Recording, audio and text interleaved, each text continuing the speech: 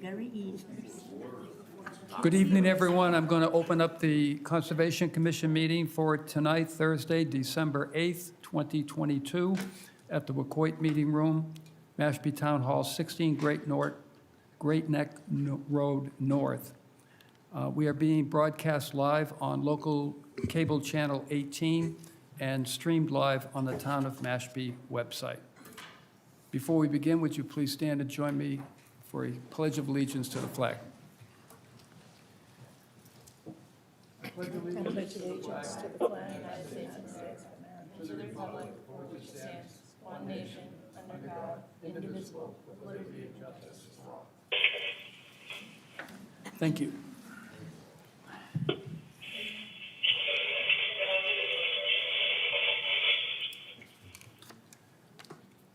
We are going to start this evening with our pre- and post-hearing agendas, and the first agenda will be the Red Brook Road Culvert presentation of conceptual culvert replacement by Neil Price of Horsley Witten Group. Good evening, Neil. Thank you. Can everyone hear me okay? Yeah, great. So Drew asked me to come to give you a kind of a Cliff Notes version of this feasibility study that we completed in August, actually. It's dated June for state fiscal year reasons, but there were some edits to the draft and final completed in August. So Drew, if you would go to the next slide, please. So as you all know, Red Brook is just east of the Quashnet, draining from north to south, like all of the Cape Rivers and Falmouth down into the various finger ponds and estuaries. This one goes into Hamblin Pond, part of Coit Bay. Sorry, just That's one okay. moment, Neil. They either have to mute or have their music choice approved prior to their playing during the meeting, I think. Okay. So the Red Brick Road culvert is called out here. You can see that. There are several other culverts and other restrictions along the path of Red Brook. So prior to us, a group, I'm not exactly sure who it was, did an assessment of the various barriers along Red Brook. And there's quite a few of them, so like most of these streams in the area, they've all been were all turned into cranberry bogs for most of the 20th century. And at each of the barriers between former cranberry bog cells is a berm that at one time had a culvert, and some of them still have some restrictions and some of them don't. The ones that are most applicable to this particular project are called out on this slide. So there's a broken tide gate that was called RB2 for Red Brook 2. So yes, so the southernmost of these bogs, actually, they had to hold back the salt water, and they were turning salt marsh into cranberry bogs. That tide gate has long ago broken, and tidal fluctuation goes all the way up to Red Brook Road, and actually past it now. The other one is called RB6, so that's the next closest berm upstream. So that's kind of our project study area here, is that area from Red Brook Road, actually from RB2 up to RB6. There are several other restrictions of past berms along the way there that aren't shown on this figure. Next, please, Drew. So this is two aerials. So in 1973, Red Brook Road is running east to west across the middle of these pictures. You can see the cranberry bogs are still active in 1973, and by 1991, the next available aerial, they've been flooded and deactivated. According to some people with better local knowledge than me, Steve Hurley, namely from fisheries there, he thinks that these bogs were abandoned in the 80s as part of residential development in the area. What's interesting here, I've worked on a lot of abandoned cranberry bogs, and this is the only one I can think of that when they abandoned it, they left all the planks in the berm and flooded it as a pond. And it stayed that way for some 30 years before the boards gave out a couple of years ago. So that's interesting in its own, and just that it creates a sort of different environment than we're used to seeing. So next, please, Drew. Probably So- good because it restricted the vegetation growth on the bottom. It is kind of good, right? So we have some, like Quashnet, for example, has got 20 years of growth on it. That's going to make it very hard to do a lot of work. Right. This is nice and clear, so.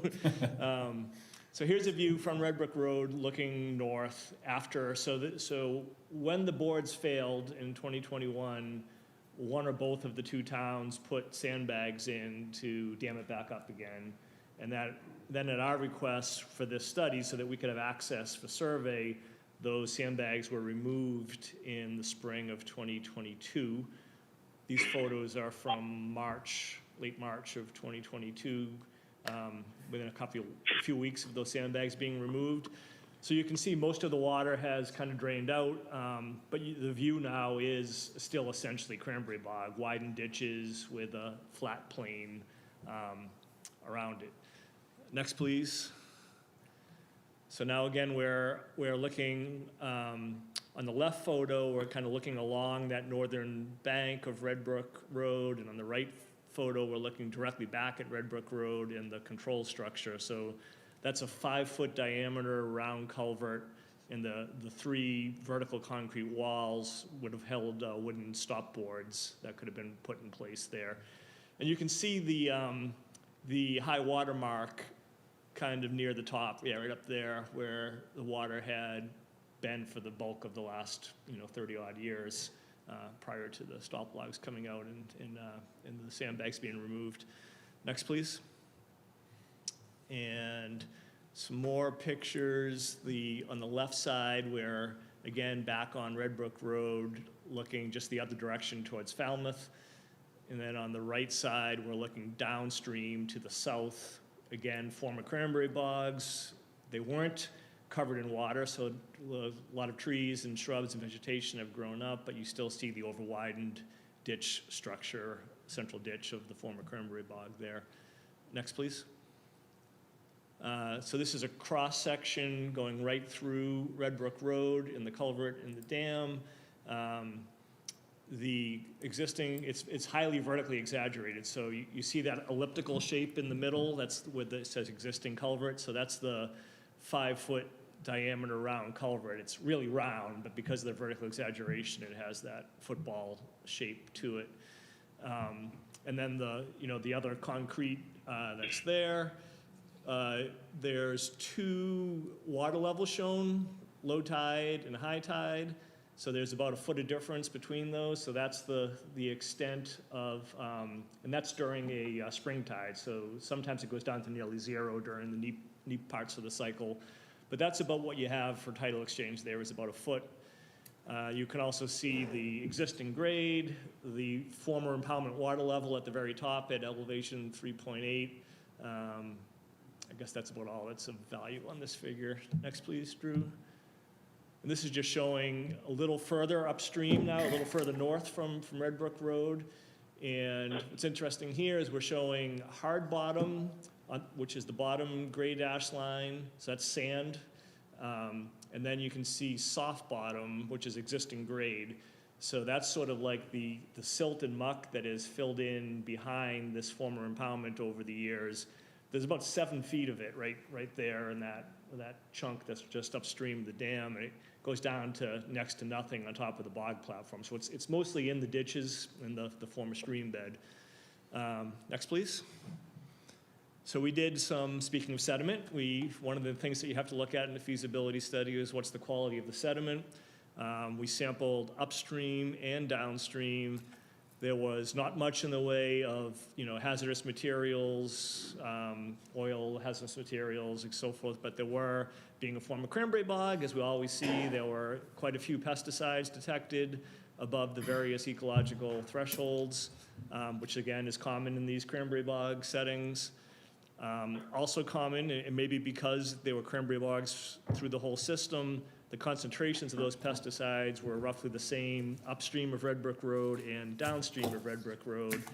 The significance of that is based on past experience. The state is likely to allow, once that culvert is replaced, the dam is removed, likely to allow that sediment has been backed up north of the road to just migrate naturally downstream on its own, because the sediment's no worse there already than it currently is. It wouldn't be making things any worse.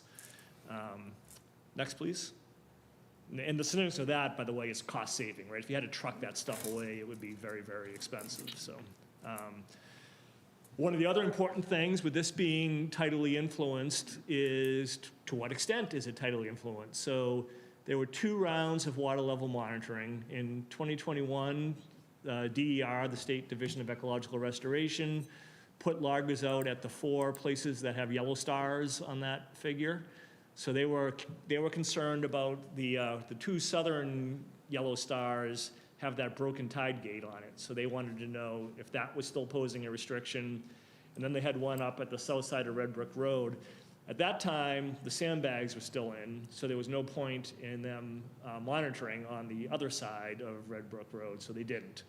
So that's sort of why we had to do it again. So with the sandbags out, the red stars are where Horsey Witten monitored water levels in 2022.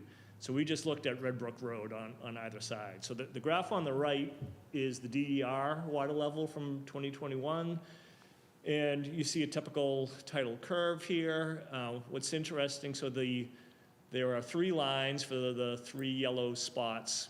The green one at the top that kind of gets truncated at the bottom of each curve is the one up by Red Brook Road. The other 2 are the ones that are further south. So there's a couple of things we learned here. First, that broken tide gate to the south is not restricting the tides in any shape or form right now. The water levels are the same on either side of that.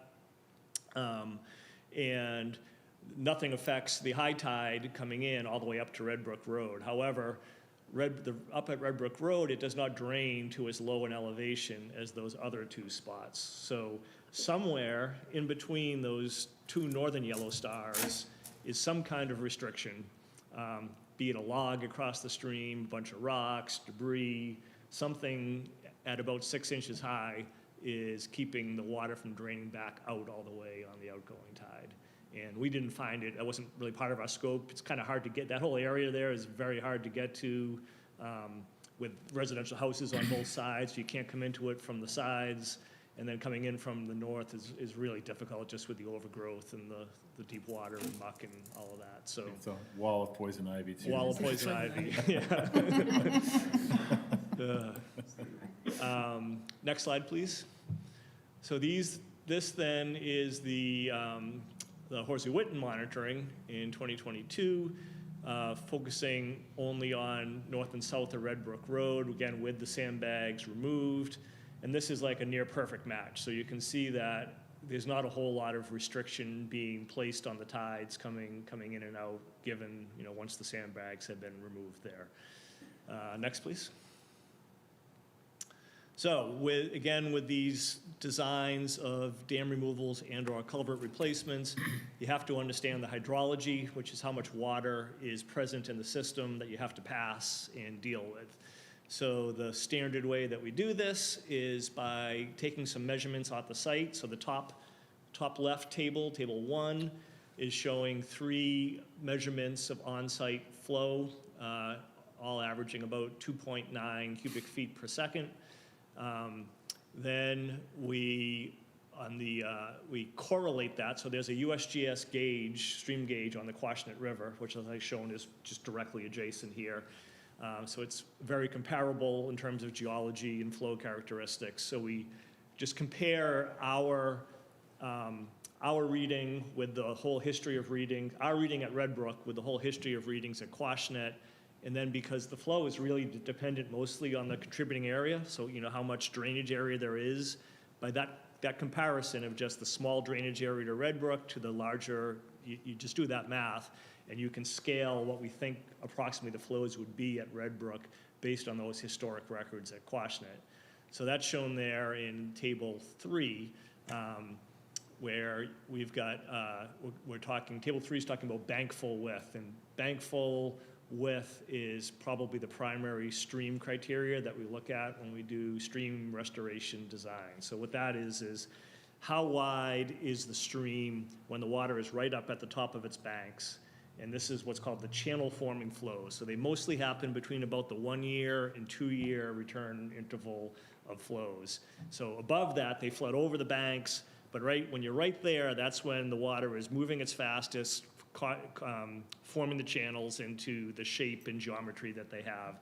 And that geometry, that bank full width and geometry is dependent on the amount of water flowing through the system and the characteristics of the land that it's on there. So you can see here, again, by comparison with the Quashnet, we've got about a 2.3 bank full width rounded to 3 feet. So it's a small stream. It has a very small bank full width. As you saw from those pictures, the over-widened Cranberry Bog ditches are much wider than that. So a restored stream would have to be narrowed up some.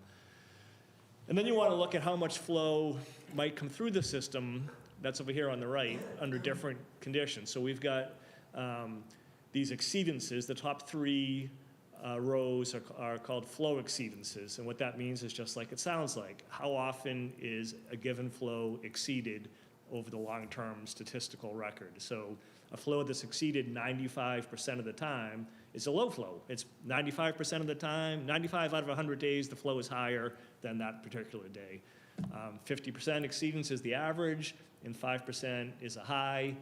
And then you have the various storm returns, which are those 2, 5, 10, 20, 50, 100 year.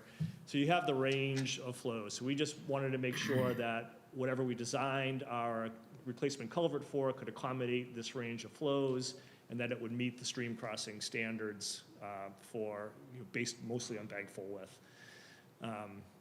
That's a lot. Maybe before you go to the next slide, are there any questions on that part? Because there's kind of a lot of numbers to be digested here.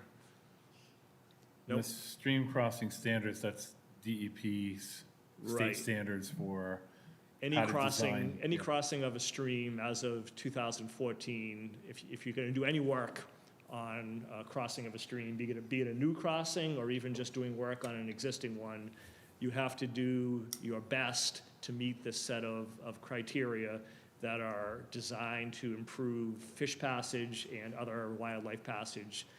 Because our history as a culture has been, we've built almost every crossing that was ever built has been way too small to allow for proper wildlife passage. So we're trying to get back to that by, as available when work is done, make sure something gets updated to meet these criteria instead of just rebuilt in its existing dimensions.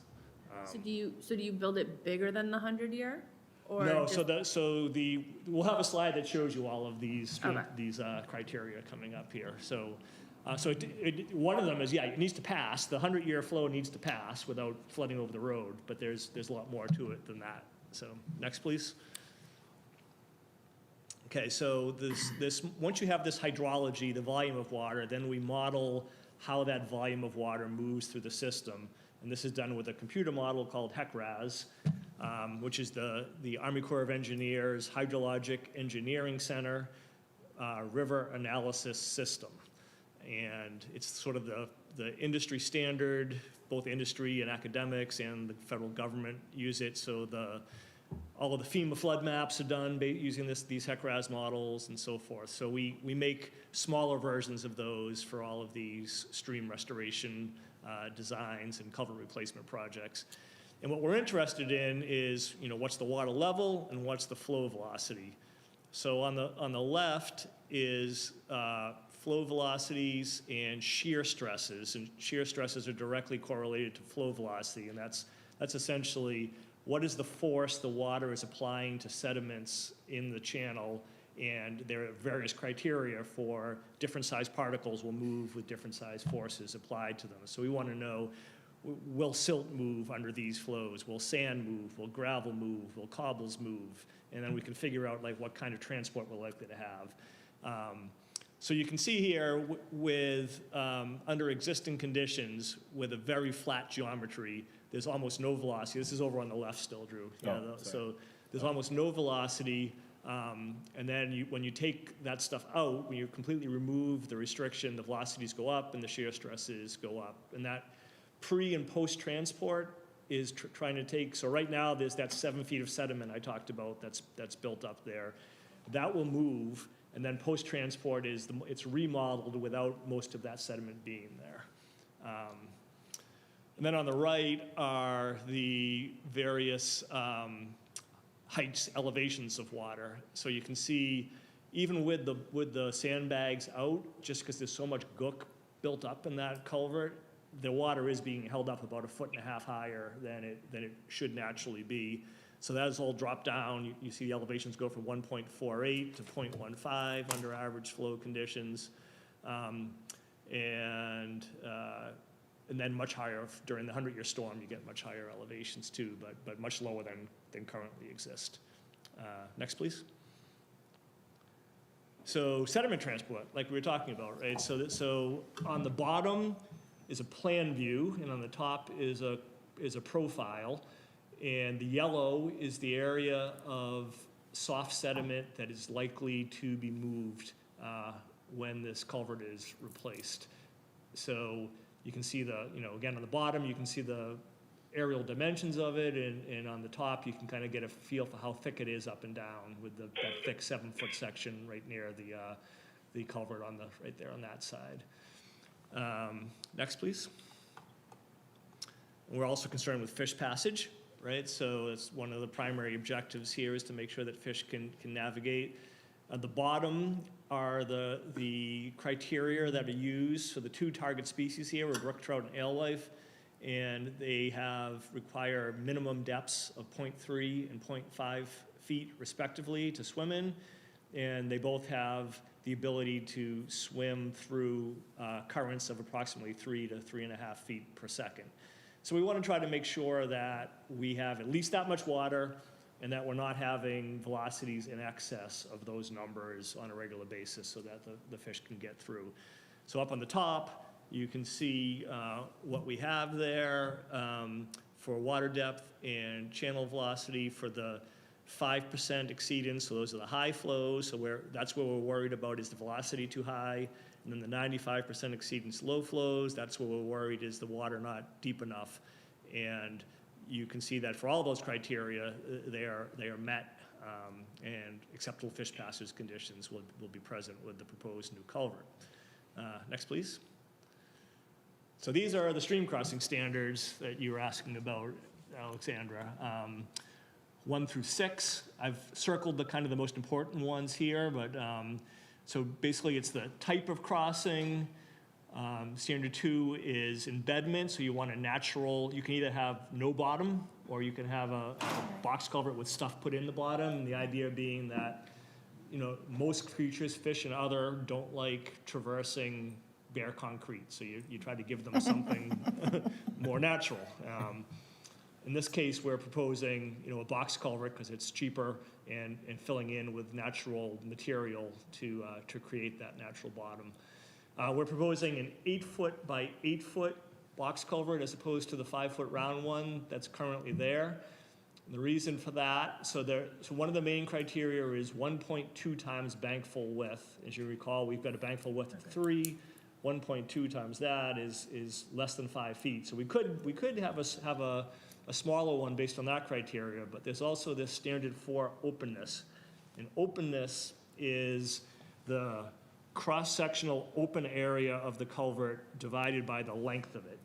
So it's essentially, if you can almost imagine it as the feeling of claustrophobia, right? So it's how does it, if you're a turtle or a fox or something trying to go through this thing, do you come to this long, daunting, dark, narrow channel that you feel like I'm going to get killed if I try to go through that? Or does it feel open and inviting? So that's this openness criteria. So to meet that, you have to make it a little bigger. So that's why we have this 8 by 8, and the 8 top is, well, first it meets all the criteria, but second, it's about as high as we can go without having to make the road significantly higher. So that's how we ended up with an 8 by 8 box culvert with 2 feet of embedment material in the bottom.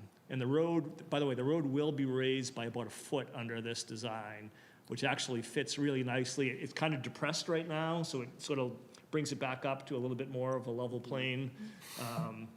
And that's not enough of a rise. Like if you really raise a road high, you get worried because the shoulders have to get wider too to support that. And with wetlands on both sides, we wouldn't want to be impacting those resource areas. But the foot that we're proposing to raise it will not require that. So we're okay with that on that front. Neil, how far out from the proposed culvert would the road raising take place? Just at the culvert itself, or? About 125-foot length. For the whole thing or from the culvert? The total would be 100, so it's like, I'll have a picture of it later on, so it's, I don't know, it's like 40 or 50 feet on one side and 75 feet on the other. And that was just based on the existing slope of the road to bring it back to a fairly level Right. plane. There's actually more flooding on that road north of the culvert, Yeah, on the failed pond side. right. That's where it really fills in. And that's probably, you'll see at the end of this, we talk about some, like this whole project was about the culvert, right? But if this moves forward for future steps, we've heard from many people involved that'd like to see some stormwater management involved in this. And that's clearly something that should be done, because those issues are mostly stormwater based. There are issues, you know, this dam, this culvert was a dam, because when it was boarded up, it was a jurisdictional dam. And it was inspected a few years ago and found to be in poor condition, partly because of the failing boards, but also because of the vegetation. You know, the dam is the berm as well as the actual concrete structure. And the berm was failing because of the high water that was continually backed up against it for 40 years, and vegetation and roots getting inside and loosening it up. So by dropping the water level under this proposed plan, a lot of that stress is removed from, so it's, you know, it's probably fine, but, you know, it wouldn't hurt, it also wouldn't hurt to have the road be a little higher too, to help prevent flooding from either side, you know, in climate change, sea level rise, storm surge, et cetera. Yeah. The 100-year flow, that's tidal flow? No, that is precipitation only, Okay, Yeah. okay, yeah, that's what I was, okay. yeah. Is the alignment going to change at all? So you're going to raise the road a foot, but you still have that sweeping So turn? that's another one, we'll see another, so as currently proposed, yes, we recommend that the alignment change of the culvert to have a more gradual stream crossing. So it would be a, you know, a longer culvert, a little bit more work and expense, but it should, the next phase of design, we would recommend would go that direction with an off-kilter culvert. So next slide, please, Drew. This is pretty much everything I just said. So. Yeah. Okay, so here's that picture. So on the left, Paul, is the gray is the length of area that the road would be raised. That's about 125 feet. You can see it's, you know, much shorter on one side than on the other. And then right next to that is a cross section, you know, in the stream looking through the culvert. Right there, yep. Yeah, that's the one. And you can see the 2 feet of embedment material, you know, you can see the concrete, you can see that's gravel underneath at the very bottom. You can see the, you know, the road at the top, the wing walls, all the details of that. And then the other one on the far right, in this one, we're standing on Red Brook Road looking, you know, either east or west, it doesn't matter. So this is the, you know, the streams running left to right across this. So that's just what the profile of the road, and you can see the light gray is the existing profile, and the darker black is the proposed. So that's about the foot of road raising that's proposed there. The wing walls and head walls are shown. So it's that. Next, please. We're just listing all the various permits that are going to be required, which is the usual slate for these projects, you know, through you guys, notice of intent, MIPA, DEP water quality certification, DEP Chapter 91, Mass Historical, and U.S. Army Corps 404 permit. On the right are the projected cost, and again, these are just for the project I've been discussing, which is the culvert as shown going vertically across without any other stream restoration stuff. The various next stages of study and permitting, and then, you know, construction at about $350,000 to $400,000 with a, you know, a total of $470 to $605. And, you know, these are planning level as of June, and construction costs have been and continue to do nothing but get higher. I would hope that at some point we're gonna reach equilibrium in this crazy economy of ours, but we haven't quite yet. So we'll see where this all goes moving forward. Next, please.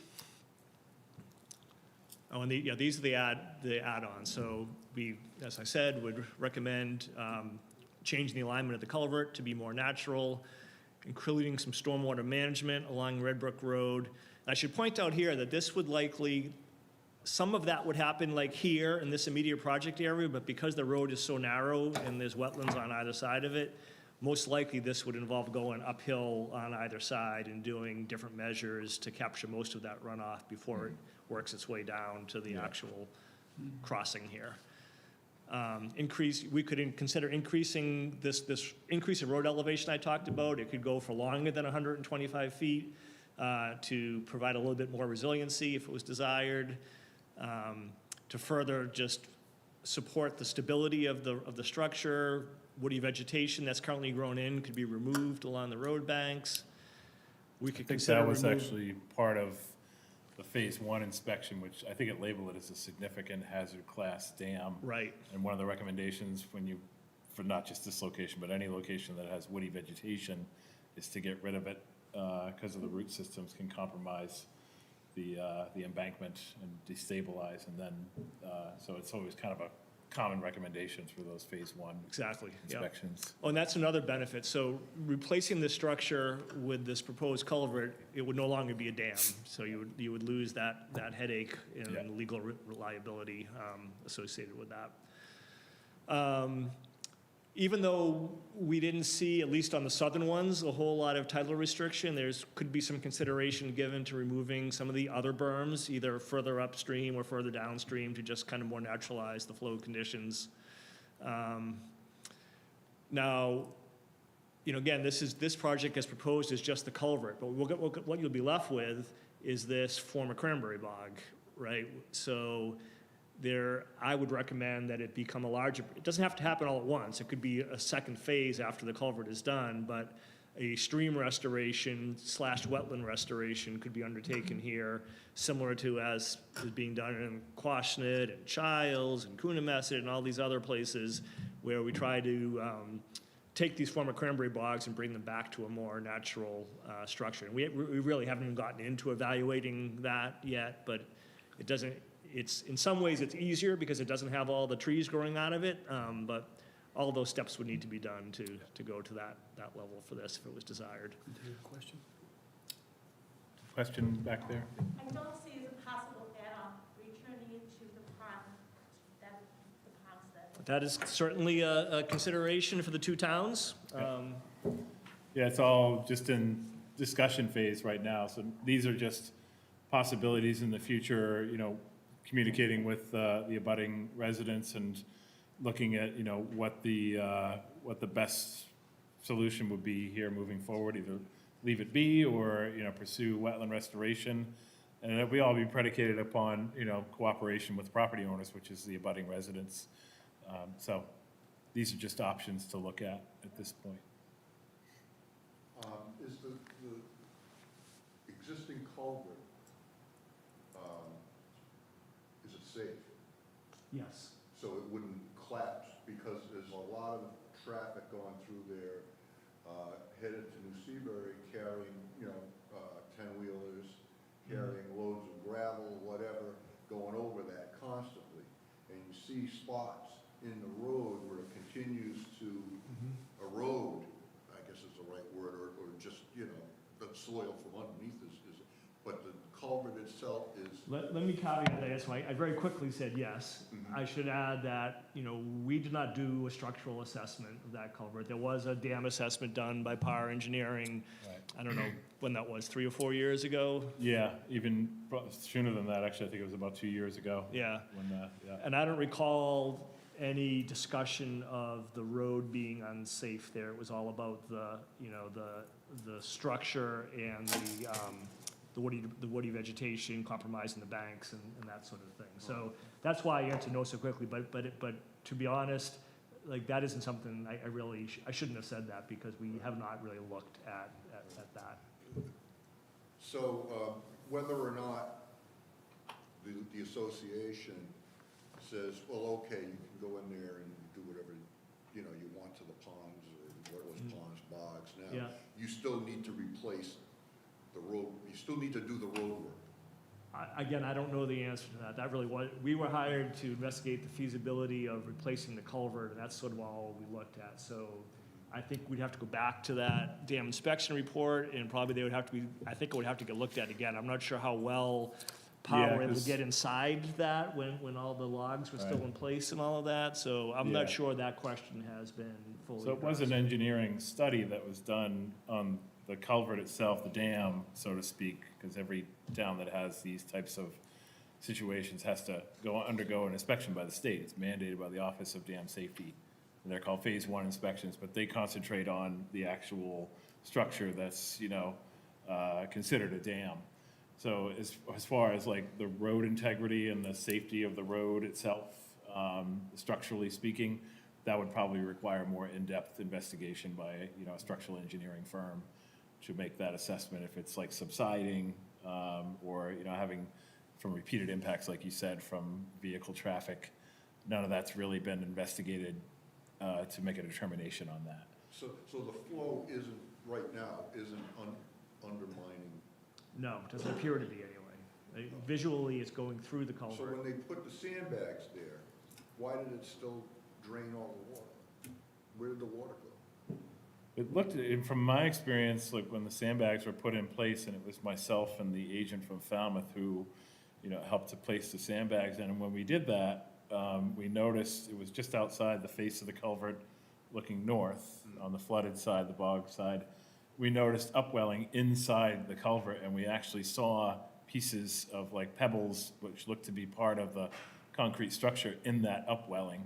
So I don't know for sure, and I don't know, Neil, if your investigations revealed anything more about that. It did appear to be undermined just from that observation, but I can't say for sure, because it's just anecdotal observation that there was upwelling after the sandbags were lined along the And frontage. they held for a while, and then. They did, yeah, they certainly held and kept the bog flooded, but you could clearly see that upwelling happening on the immediate inside of the culvert, where you just look straight down and water was coming up, like bubbling up in that area. So that could have just been undermining underneath the sandbags, or it could have been something else underneath the structure, but I'm just not sure what was causing it. Have these add-ons been estimated? No. Cost-wise? No, nothing. Nothing, nope. Will they be? If they're decided, whatever the next phase of Whatever the next this, if phase it's- is, if it's determined, but that's gonna require conversation with the residents.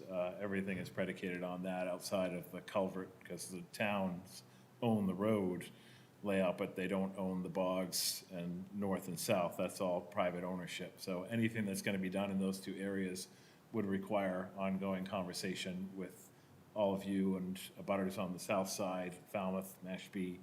So none of that, these are just ideas that were put forth as something to consider, moving forward. Is there a timeline for any of this? Some schedule? No, because as far as I know, there's no funding for the project as is currently over, but, so it would require new funding to advance it to next steps. And that's what both towns are working on now. I know Falmouth got some money appropriated at their last town meeting to take this to the next step, which is the, planning, permitting, and construction. And Mashpee's doing the same thing, but that's still ongoing at this point to identify funding sources and secure funding. Once that happens, and I hope it happens sooner than later, then you'll see a more timeline come into place as far as the next steps, which involves planning, permitting, and construction.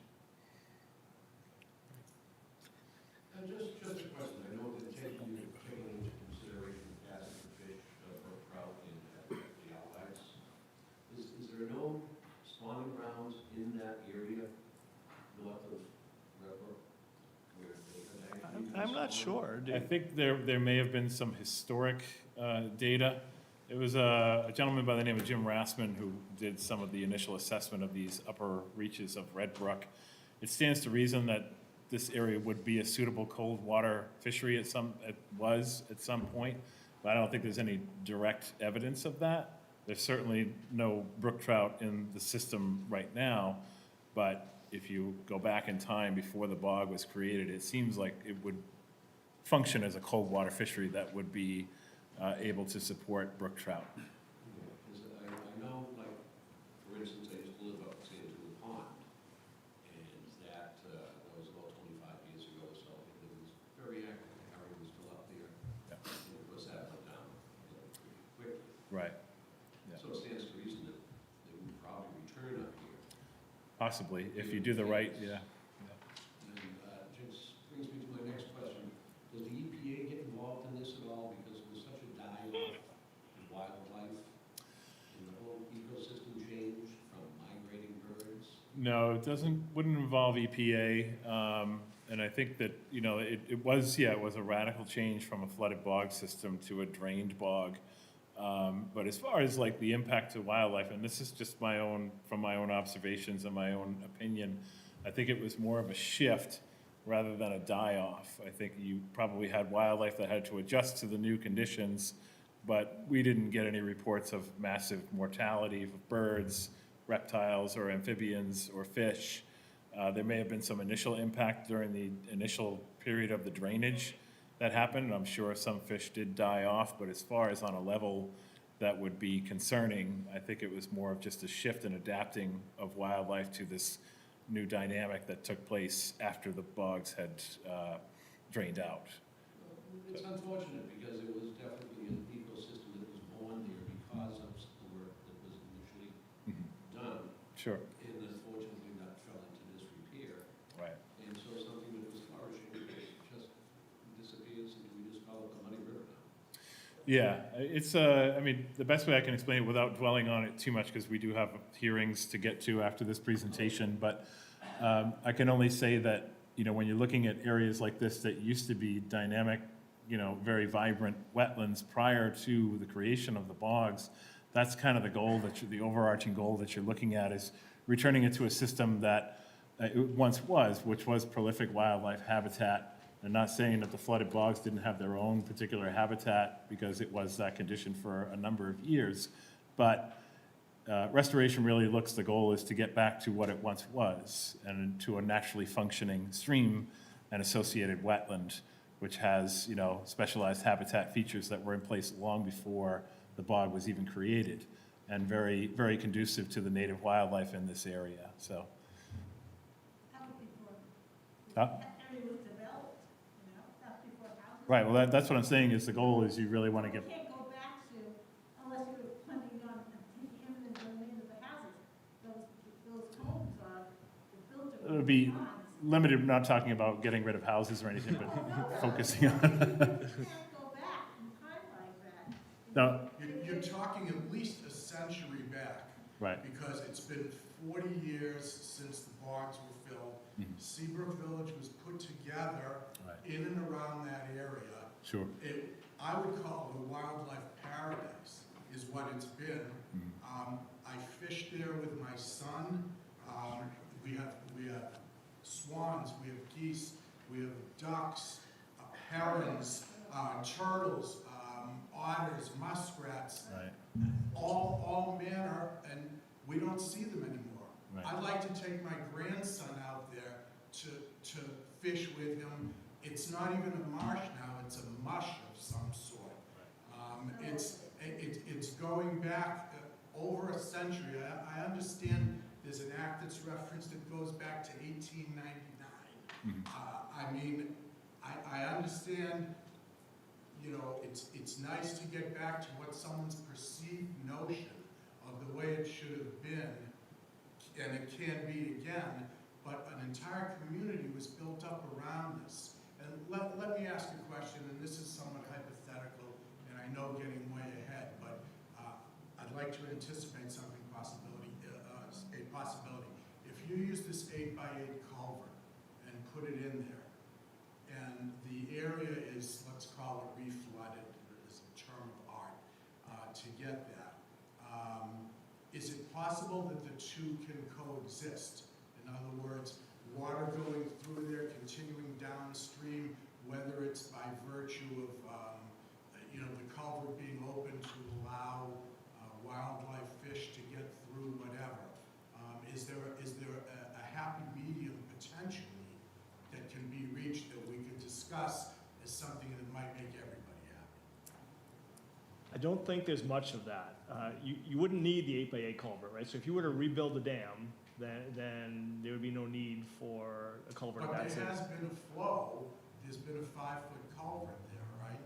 Yeah, and with whatever flow was sneaking through the boards was getting through there and continuing down through that culvert. I think the culvert was originally designed for the cranberry bog, so it was 5 feet, so when they pulled the boards out, all of that water could flow through. If you wanted to keep it as it has been for the last 40 years, boarded up, you wouldn't need anything even close to a 5-foot culvert. You probably have a foot culvert or something there to just carry whatever dribble and overflow is coming through. So yeah, it would be, I mean, I don't even know what it would be. It'd be a whole different approach if you wanted to go that way. Just asking Yeah. if it's possible as a means to. And there are lots of dams in the state that have fish ladders associated with them, that have mixed success of being able to pass any fish. I couldn't tell you what the likelihood of this being successful in this situation. I can tell you it would be a lot less successful than an open stream channel would be. So it kind of, to me, just my own personal opinion, it feels like this is a binary decision, right? There's not a whole lot of room in the middle to be had. And this debate has gone on hundreds of times in the state and the region every time a dam is removed.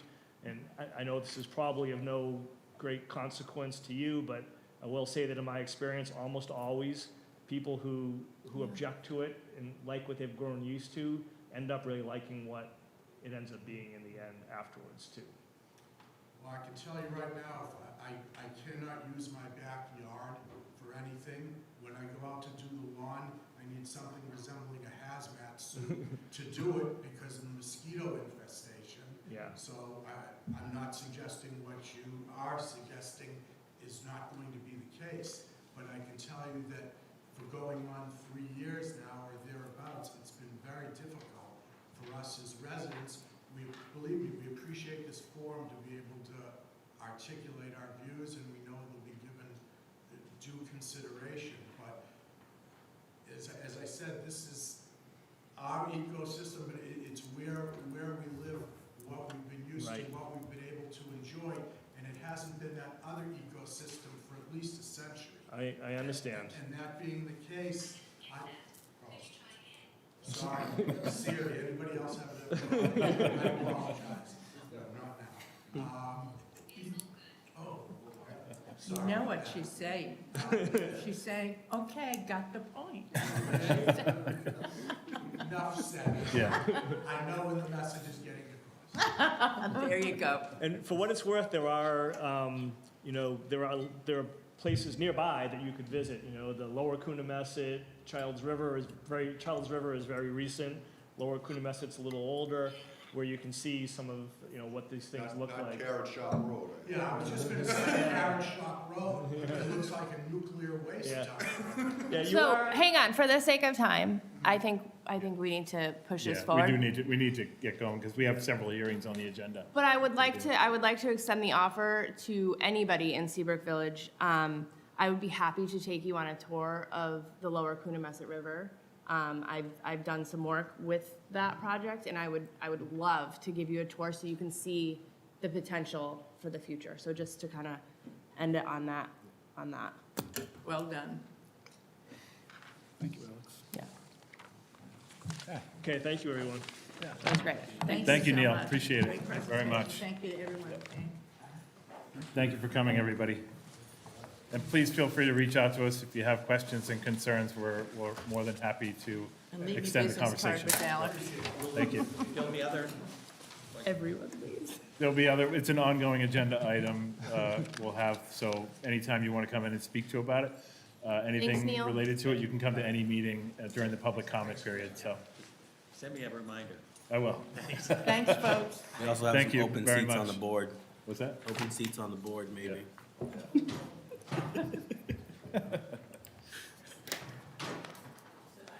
All right. Do we have, a paper copy of his whole presentation, of the slide presentation? Yes. Okay. I will, I don't have it for you tonight, but I No, can no, no, I send it didn't, to we, you, yeah. no, this was great. Yeah. I'm can looking send you to the go whole- back and Peter to was really reference good at it. Yeah. I feel like I could I can send you a actually kinda PDF follow along. version, electronic PDF would version. be perfect. Yep, absolutely. Great, okay.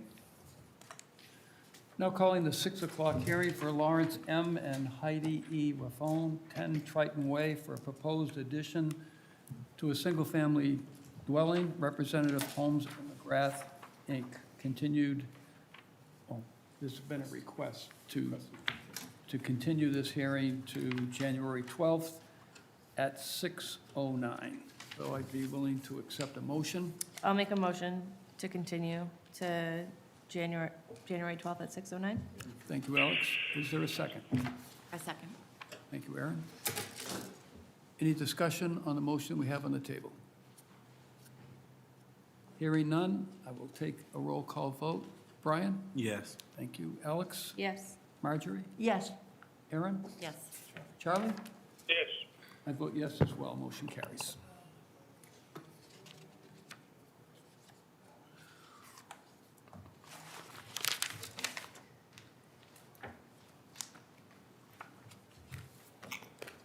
Now calling the 6:03 hearing for Stephen M. and Jill M. Perpua, 134 Shore Drive West, for proposed construction and maintenance of beach access stairs. Representative Cape and Islands Engineering. This is a notice of intent that has been continued from our meeting on November 10th of 2022. Good evening, sir. Good evening. Are we on? We are, I don't know if you think are. Good evening. For the record, Raul Lizardi from Cape and Islands Engineering, representing the applicant for this project. This project, as Chairman just said, was continued from a few weeks ago, but it was not open. The reason for the continuance is that sometime between our initial survey of the site and the filing of this notice of intent, there was some clearing done at the property in the area of the existing walking paths.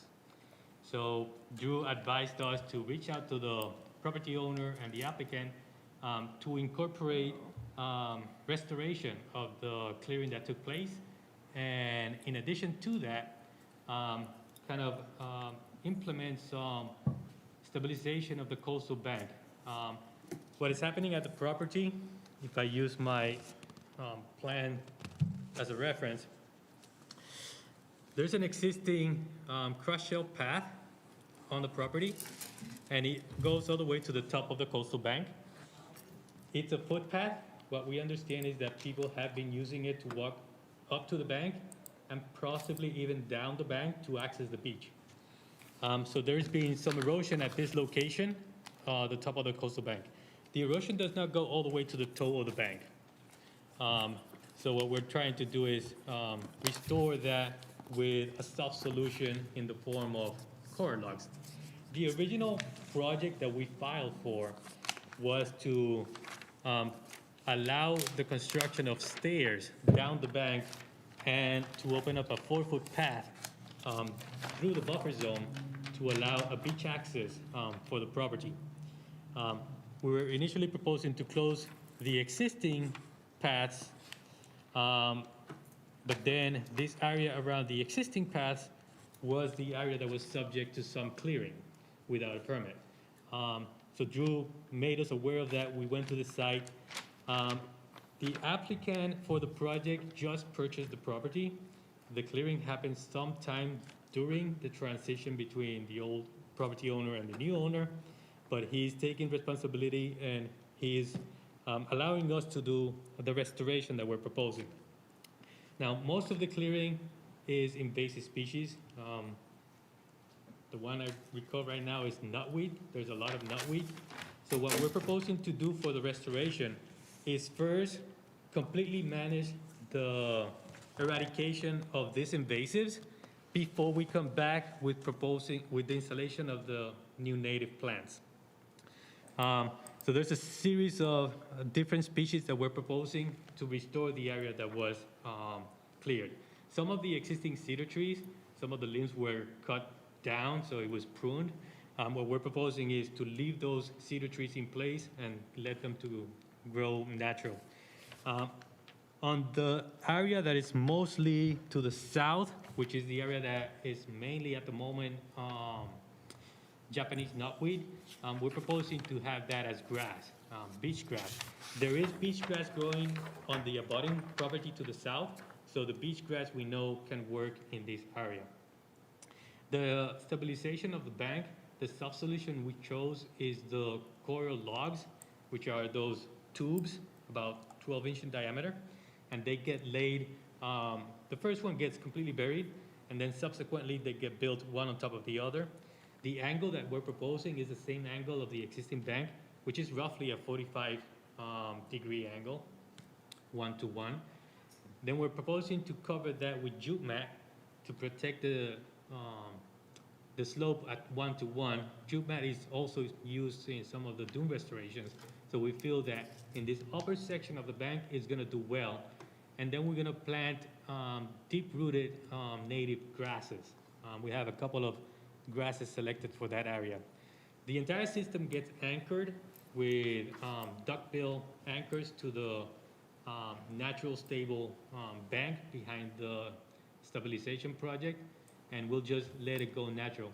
The jute mat and the coral logs will eventually decompose and become part of soil. So that's why we practically continued the hearing from roughly a month ago. The project that we actually applied for is the access to the beach. The way we're proposing the access is just a typical 4-foot width through the 100-foot buffer to get to the top of the bank. At the top of the bank, we're gonna have a platform.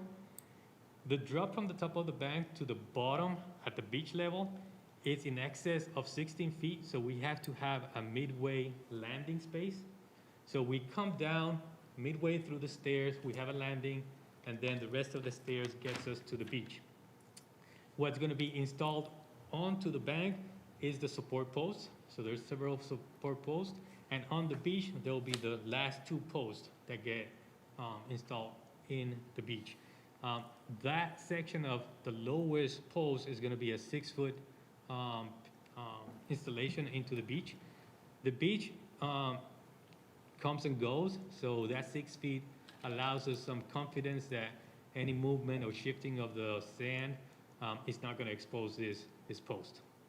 So that's, eventually this new homeowner has more ideas of improving his property, but right now he wants to get this beach access for next summer, to have access to the beach next summer. Eventually there'll be more work to be done. There's more invasives in this buffer zone, and he is looking to address that as part of the bigger scope of his projects. If there's any questions, I'll be happy to answer. Sure. Thank you. I'll take questions from the commissioners first, if anyone has any. I have a question. You Karen? said that the cutting that had been done was somewhere between the prior owner and the current owner? Right. Do you have any information about who did that? Because it would be good to know who's doing that without asking. So there was a landscaper involved. I'm not sure who that person was or who that company was. And it was someone hired by this person, or you said it was between ownership? Yeah, I'm just not sure how that I'm works. not sure who You don't know? Okay. gave the okay. But yeah, I think by the time the agent went to the site, it must have happened probably a couple of weeks before. Mhm.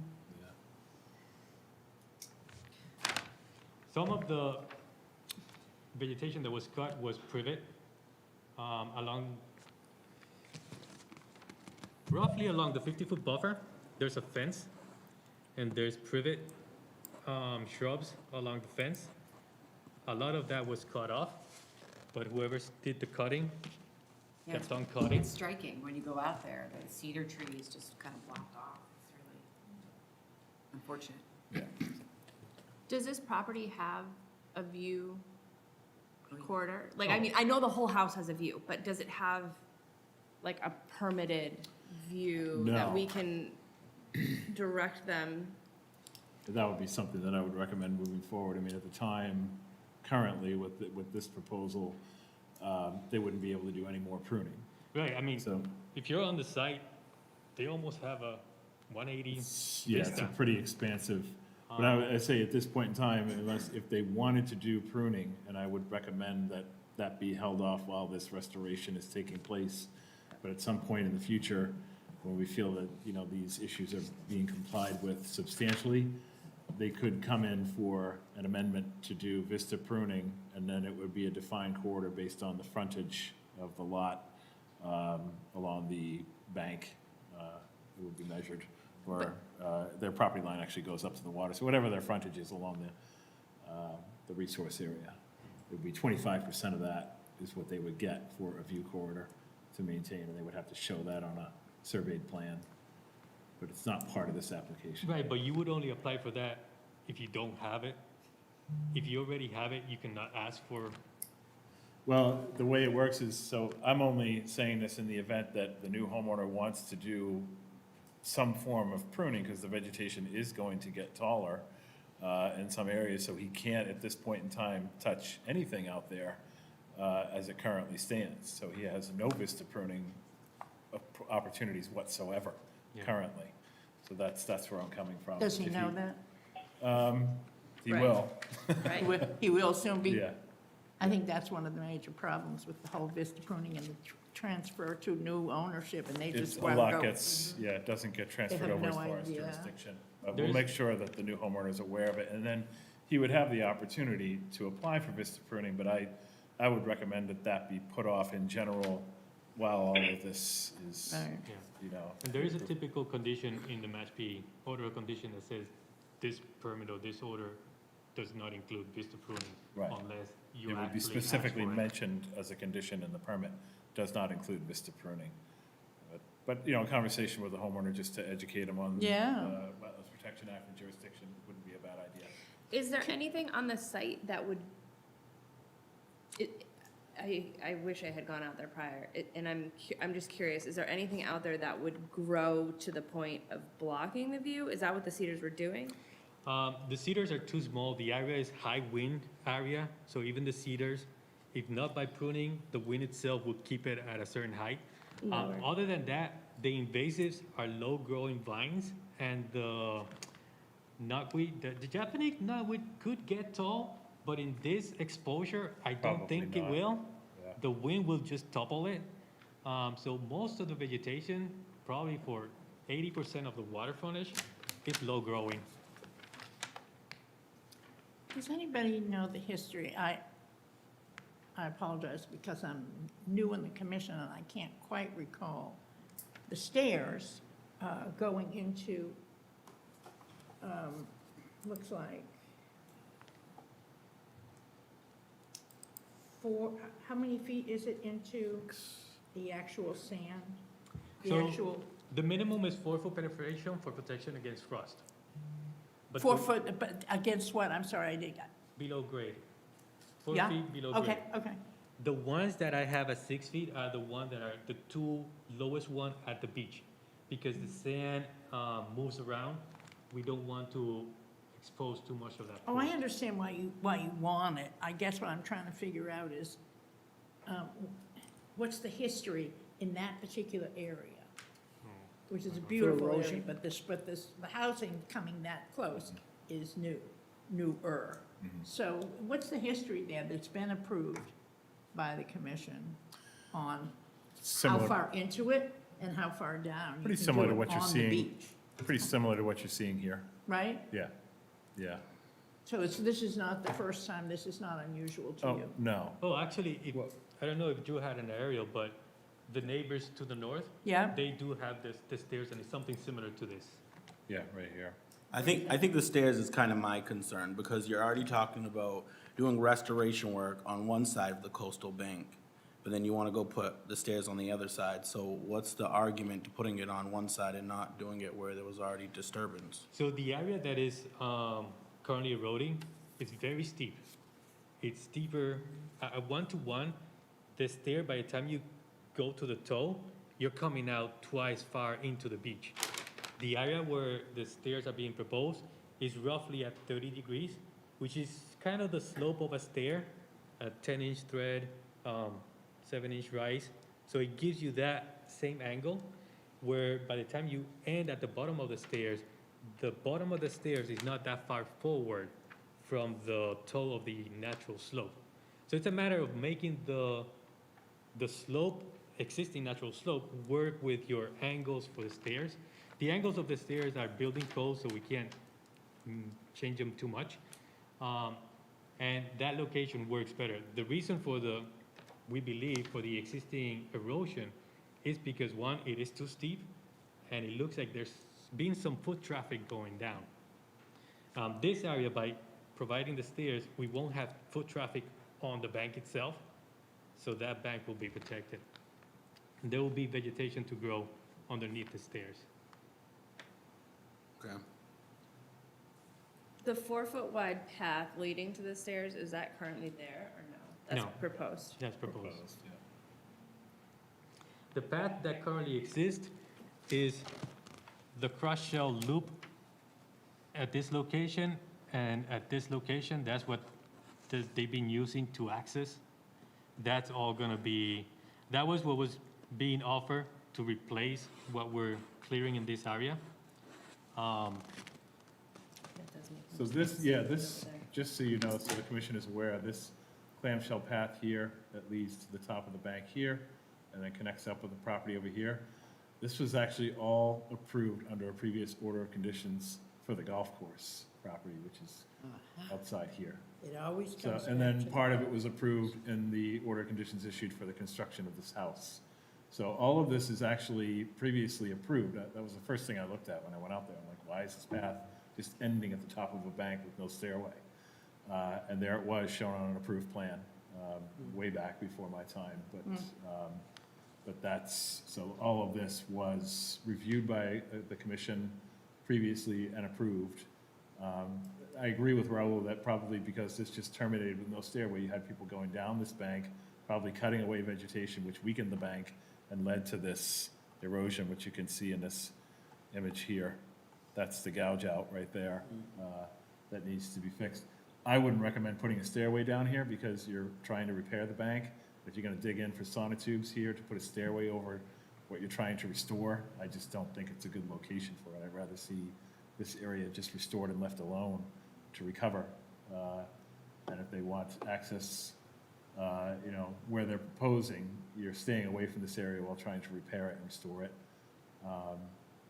One of the recommendations that I put into this hearing is that I believe that these areas should be restored, the planting should be, mitigation planting should be put in. All of that should be accomplished prior to the building of the stairway, so that you can get compliance with these issues first before allowing the Right. stairway to be built. Can you go back a couple of slides? I mean, I don't really see the erosion problem going away though, because it's like, it seems like that could be the public looking from the picture. I mean, who's to say that those are the residents doing that? We would So have then to- we're gonna move the stairs over on the resident side, and I think that foot traffic could still possibly be there. Yeah, the foot traffic is not, Right. it doesn't seem, the homeowners are not suggesting that people, But what? golfers who are coming down are gonna come over onto their property and use the stairs? No, it should not be Right. the golf. No, so. But once the path, the crush shell paths that are there are planted and blocked off, you actually impede people from walking up to that Right. edge on the Right. top of the bank. So where's that slide, Drew, that you had where the existing, the prior project was? Yeah. Yeah, that one there. So right now, at the end of that little loop, right there, it's just a footpath? It's a footpath, this is the top of the bank right here. Yeah. And that's where the erosion is happening, right below this area here. Right, so with your mitigation recommendations that are in here, that would pretty much render that little pathway. It would be, it would disappear. It would Be disappear. planted up, so it just wouldn't Right, even but be you're a- only planting on the 134 parcel, right? So there's gonna be that shell path over there still leading to Yeah, blocked my, vegetation? my thoughts on that is to talk to the golf course and have that eliminated as well, because it's just leading to a point It of just takes you somewhere where you. access. Yeah. I don't think they're gonna have a problem with that. It just makes no sense to have this path entirely. No. It's off their property, that's why I didn't bring it up in this particular application, but that's the thought process, is talk to the golf course, say, you don't need this path anymore, let's plant it up and get rid of it. Yeah, I mean, even signage or something would work too, Yeah. I think, like private property and, Yeah. you know, be mindful of the erosion of the Oh, coastal dune or absolutely, something. yeah, that would be Yeah. certainly Drew, useful. is that where the piping plover at the bottom? Yeah, So, so yes. this area down here, and that was one of my other comments, is that this did get reviewed by Natural Heritage and Endangered Species. We have the review letter here, and they do have this area mapped as piping plover rare species habitat, so they've given their determination letter with some conditions of time of year restriction for the building of the stairway from April 1st to August 31st, no construction during that time period. And then other information about how long that authorization lasts for. That's the only condition they have, is staying outside the breeding season, for piping plover, to construct the stairway. My only other question, Raul, did you look into diamond pier footings as opposed to concrete for this type of stairway? Do you think that might work, be less intrusive? So far, we're looking at the PT 4x4 post Right. driven directly without any sonotubes Okay. or any anchoring tubes. Okay. There is an idea from the current owner of doing the bottom section seasonal, but he hasn't really come up, which will be great if he can do it. So long as he can do it in metal, Right. that could be dislodged from the mid-platform and Yeah. removed. Yeah. But those details haven't been completely finalized, so at the moment, it's just gonna be a timber stair. Yeah, because that was my other concern, was that the landing at the bottom is going to be subject to some serious wave action during the off-season. Right, and sometimes, as you can see, you can probably see it from that aerial, the neighbor's stair at times gets buried. Yeah, right here, yeah, yeah. And sometimes you just walk down those stairs and you still have to, traverse through the sand at a 45-degree, which is not really that safe. Right, right. What is the proposed, like, the 4-foot wide path? What is gonna be what are you gonna be walking on? So I'm thinking it's either gonna be similar to what's there, crushed shells, or mulch. So with it being a high wind area, I can just think of a couple other spots that I have to monitor, that when you have a straight path where it's high wind, if that path starts to get wider than 4 feet, it gets really hard to grow anything back in, because the high wind, it's almost like, it just gets harder to grow anything. It like gets wider and wider. If it were to wind at all, to cut down on some of the wind, it would be, I think, less likely to erode if the path were to not be a straight shot out. I think it would be in their best interest to not have a straight path. I mean, I'm not sure what is the prevailing wind. The meandering path, aesthetically, it looks good, but it also clears more land, just because it occupies more area. But yeah, I don't know. The stairs kind of align on a southeast direction, so I don't know if that's the prevailing wind direction. I'm not really sure. I mean, you see a variety of, like even the pathway you can see in the north here, takes a jog.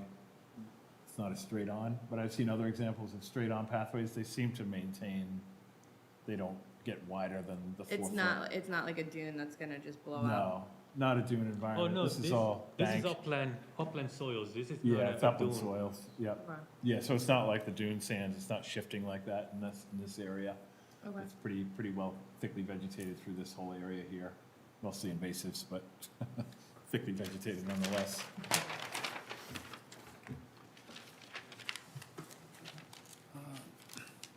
I have a question. If a staircase such as this were permitted, and you did not go with some type of a metal scaffolding that could be seasonal, like the last, I don't know how many steps, say that it's all pressure treated all the way down, what would be the access plan in the event that there was a catastrophic damage problem to the bottom of the staircase? How would you get down in there without disturbing more of the bank? I'm just thinking ahead. So yeah, There are easements through the golf course. In fact, the whole beach is an easement Right. for the neighborhood. The existing road that's actually servicing this property, further down, it goes all the way to the beach. So there is access to the beach. And there's beach nourishment that happens on this beach, and that's the main access that most of that work takes place through. So there's access to the bottom of the stairs, should those stairs suddenly be wiped out or kind of damaged. There's access to get to the bottom of them without actually having to come from the top. And what is the access during construction? I believe everything is going to be from the top down. Of course, the clearing will happen probably in both ways, up and down.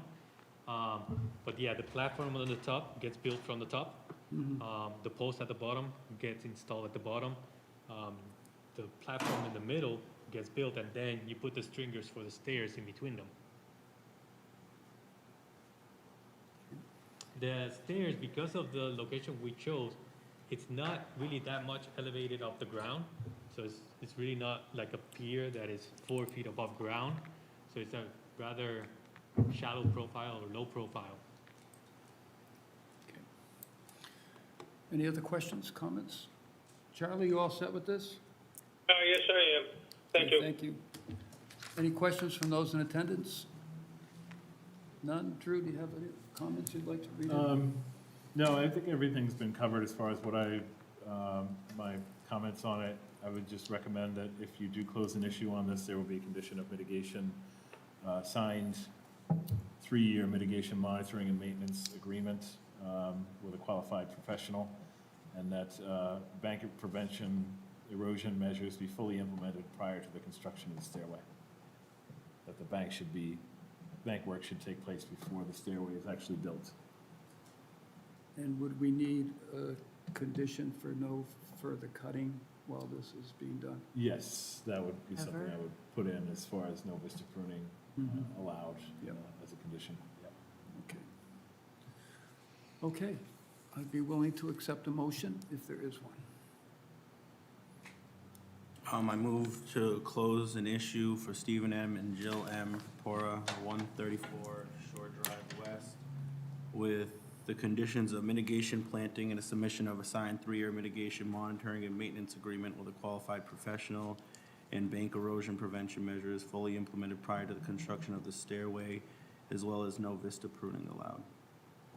Thank you, Brian. Is there a second to that? Second. Thank you, Charlie. Any further discussion on the motion that we have? Hearing none, I'll call for a vote. Brian? Yes. Alex? Yeah. Marjorie? Yes. Aaron? Yes. Charlie? Yes. I vote yes as well. Motion carries. Thank you. Thank you.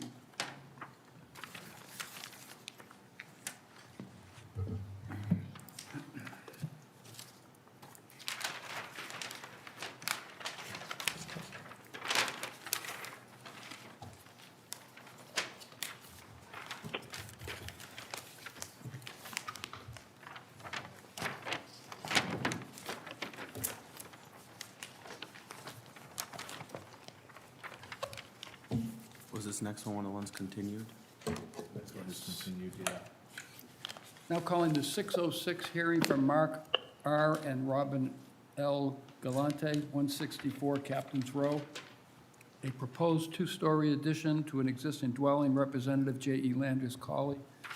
This was continued from 10/27 and also 11/10. It's an amended order of conditions, and we have a request to continue one more time. And this request is to continue to February 9th at 6 PM, pending revised architectural plans. So entertain a motion, if there is one, for that continuance. I'll make a motion to continue to February 9th at 6 PM. Thank you, Alex. Is there a second? A second? Second. Thank you. Any discussion on the motion? Who second that motion? Yeah, I think it was a tie between Charlie and Aaron. Charlie can have it. Okay. What an enthusiastic commission. He was Right. closer, though. You know, Charlie's way out there, and Well, it should be Charlie because Aaron is still an associate. that's right. That's right. That's right, and we had a quorum. That was my Yeah. mistake. That's it. Okay. No further discussion. Okay, I will call for a vote. Brian? Yes. Thank you. Alex? Yes. Thanks. Marjorie? Yes. So, yeah. No Aaron, but Charlie. Charlie? Yes. I vote yes as well. Motion carries. Keep wanting to put Aaron into the... Soon enough. What's that? If you're in, like, interested in becoming full-time status. then- Yeah, I brought the Good letters. practice. Is that what's gonna happen? Okay, Barry? Now calling the 6:09 hearing for Swan and Stephanie Way of 59 Cove Road. This is a proposed vista pruning. Notice of intent, representative is the owner. And this is continued from November 10th. Swan, can you hear us? Yes. Okay, when you're ready, if you want to just present the project, describe the project to the commission. So my name is Swan Lee of Swan and Stephanie Lee, 59 Cove Road. We're asking to conduct a vista pruning on the property at 59 Cove Road, Mashpee, in accordance to Mashpee's Chapter 172, Wetland Bylaws, Regulation 29, which is buffer zones and buffer strip visa pruning protocols. The width of the vista pruning view corridor is based on 25% of the overall frontage along the Pimlico Pond. The linear frontage is 255 feet, thus 25% view corridor width is 63 feet. As per Mashpee Regulation 29, vista pruning involves selective pruning of vegetation as follows. There are a few points. Up to 20% of any existing saplings, trees 5 inches or less in caliber within the defined view corridor may be removed. 30% of the limbs for mature trees over 5 inches in caliber may be pruned. Shrub level vegetation may be pruned down to a height of 5 feet. Most of the existing shrubs within the view corridor are less than 5 feet in height as they exist. All dead down wood shall within the view corridor shall remain. No pruning, cutting, or alteration of any kind in all other areas of wetland jurisdictions, buffer zone outside of the defined view corridor. Finally, a 4-foot wide pathway shall be created through the center of the vista view corridor with no removal of mature trees. Pathway will jog around any mature trees, as you can see from the picture there. There's a narrow strip of bordering vegetation wetland bordering land subject to flooding along the pond's edge. Most comprise a mix of red maple, inkberry, and plethora delineation based on existing vegetation. A slight inland bank also exists just short of the shoreline of the pond, which meets the slope criteria, 1 to 4 slope ratio, for bank under Mashpee's Wetland Bylaw Chapters 172, Regulation 18. Vista pruning is the time of year restricted from November 1st to March 1st of each year. No cutting or pruning is allowed outside the time of your restrictions. Alterations within the resource areas of BVW, BLSF, and inland bank is confined to selective pruning of mature tree branches with 2-3 saplings to be removed. This makes up about 20% allowable removal under the regulations. There is no restoration proposal as all work is confined to selective pruning of existing vegetation to maintain a view corridor to Pimlico Pond. The overall area of the Vista corridor is approximately 2,147 square feet. The actual area of pruning within this view corridor is likely less than 200 square feet. We're asking to maintain this view corridor in perpetuity. All work be done with a licensed certified landscaper or arborist as per Mashpee's regulations. Thank you. I'll open it up to the commissioners for questions or comments that you might have.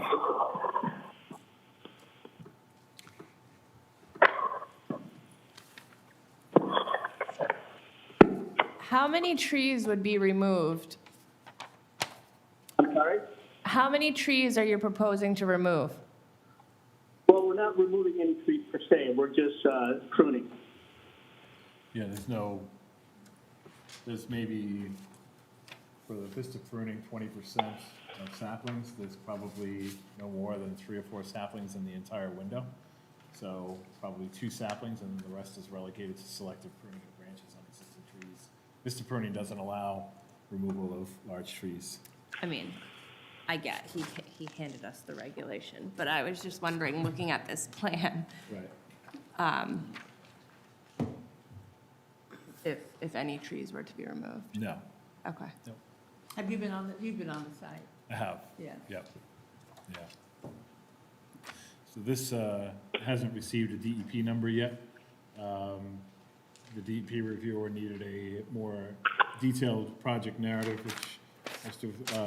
which Schwann has submitted to them, so we anticipate the issuance of a DEP number soon, but it didn't come in time for the hearing tonight. So as was discussed at a previous meeting, the commission, you had a discussion on this kind of scenario where projects that hadn't received DEP number, you could issue pending receipt of DEP number, and if there are additional conditions that DEP has, you can reconvene to institute those conditions subsequent to closing the hearing.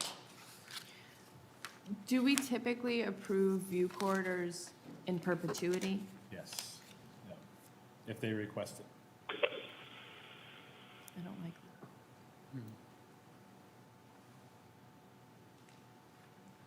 I think the homeowner's done a nice job, just in terms of answering questions, you know, that particular property. In future cutting, will be notified. Yeah, so Vista pruning, based on the regulations, requires an on-site with staff for the first 2 years. Or in the instance if the homeowner hires a new contractor, that requires an on-site. All of this is spelled out as boilerplate conditions for Vista pruning. So first 2 years is to make sure we're all on the same page. Meet out there, flag the trees that are to be pruned for the branches, the saplings to be removed no more than 20%, up to 20%. There really aren't many saplings in this view corridor. It's mostly mature trees, so most of the pruning is going to be relegated to 30% of the branches per mature tree.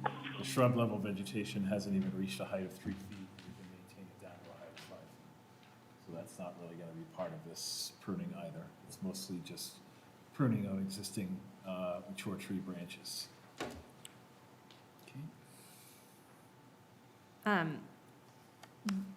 At what part in the process does the arborist that's contracted work with you? So prior to the very first Vista pruning, but it has to be between November 1st and March 1st. So if we approve this, we're not just saying, yeah, you can go out and prune it? Oh, no. And we don't have to add that as a condition right now? Like, that's in the boilerplate? It's in the stuff? boilerplate, yeah, correct. Yeah, Okay. yeah. Any other questions?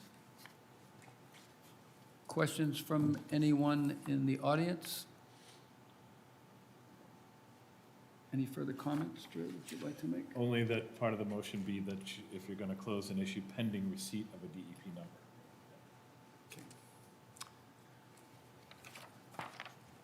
Okay, this is a notice of intent, so I would accept a motion from the commissioner. I would move to close an issue with receipt, or with, depending on a receipt of DEP permit. I'll second. Thank you, Charlie. Alex, second. Thank you. Any discussion on the motion that we have? Hearing none, I will call for a vote. Brian? Yes. Alex? Yes. Marjorie? Yes. Charlie? Yes. I vote yes as well. Motion carries. Thank you. Thank you, Swan. We'll be in touch about the DEP number once that comes in, and then we'll contact you about what to do moving forward. Good. Thank you very much. Thank you. Thank you.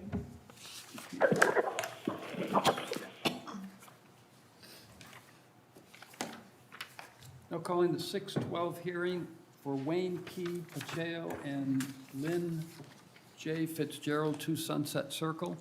Proposed construction and maintenance of addition to an existing garage, expansion of an existing deck, as well as landscaping. Representative Cape and Islands Engineering. This is a notice of intent. Good evening. For the record, Raul Lizardi from Cape and Islands Engineering, representing the applicant, who is in the audience with us, Wayne Pacheco. The builder is also with us, Al Mendelson. The project at number 2 Sunset Circle is a project for a proposed addition. The wetland resources on or within 100 feet of this project is John's Pond, which is land underwater. There is the inland bank associated with John's Pond. Also associated with John's Pond is the NHESP, Natural Heritage and Endangered Species Habitat. The project for the proposed addition does not include any of those particular wetlands, but it is within the 50 to 100 foot buffer zone to the inland bank, to John's Pond. This proposed addition is actually recapturing something that was permitted in 2003 through this board or through the commission as an RDA. The addition to make the second car garage was approved back in 2003, but the construction never took place. So this project is before this board in 2022 now for the same addition of the garage, but it's also extending on the back for the deck. But none of the deck expansion moved closer to the wetlands than currently exist. What we're doing with the deck is squaring up the 2 corners off of the side that is kind of like a pentagon shape on the existing deck. This is not an increase in flow, so we don't have to do a septic upgrade for this property.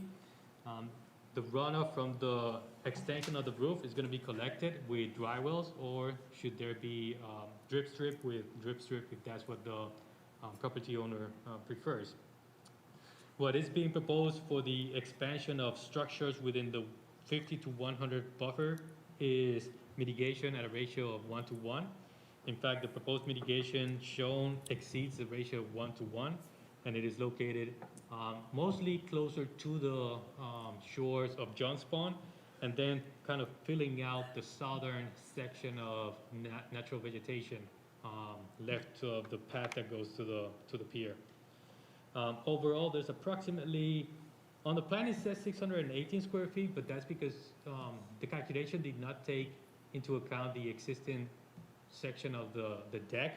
It's more like 584 square feet that is being added in terms of footprint, but the proposed mitigation is 648 square feet. If there's any questions, I'll be happy to answer. Thank you. I will open it up to the commissioners first. So I have a question about the use of the property. What is that going to be, and how is it going to be finished on the interior? So there's existing 1-car garage. Yep. The main addition at the ground level is to make that a 2-car garage. So that the whole section is going to be 2 cars. Behind that is an extension of the dining room. Internally, there's going to be a remodification of the kitchen and dining room in that first floor. Upstairs, the bedrooms are going to be reconfigured and extended over this addition. So currently now, just so that I can imagine the square footage, is there currently now, are there currently plans for second floor living? There is second floor right now. Yeah. The proposed work will extend that second floor over the addition of the garage. Okay, so how many bedrooms will it increase? It will stay as 4. It will stay as 4. Yes. And what will that room be? I'm obviously just interested to know if you're increasing the dwelling and it's going to house. So you're right. One of the improvements is to make a bigger master suite. So part of that expansion is part of bigger master suite. Okay. The other bedrooms will also get bigger. So, and will there be any addition to bathrooms? There'll be more bathrooms, yes. More bathrooms? Mhm. And so what are the current bathrooms now, and what are you proposing? We currently have 3 very small bathrooms. Currently 1 larger one, a master bath suite on the main floor. The current master bedroom is really awkwardly shaped. It's long and narrow, barely longer than the length of the bed, but wide. So we're looking to get a more traditional master suite over the garage. over the garage. With So like, shift the master from the south end of the house to the north end of the house, and provide a little more guest space for the other Yeah. bedrooms.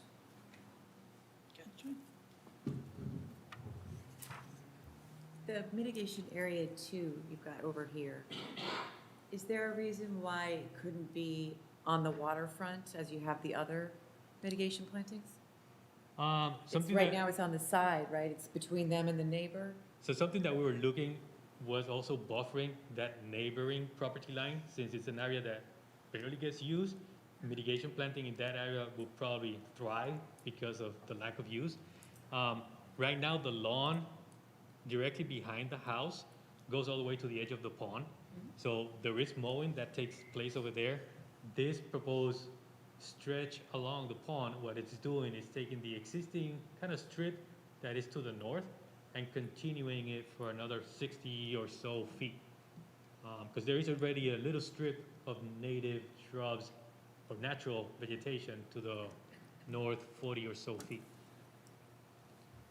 So it's just, and I think this is typical on John's Pond. There is those little strips of vegetation just along the shores within the inland bank.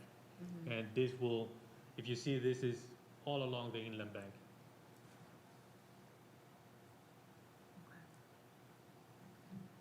Drew, was the shed permitted? Yes. Yeah.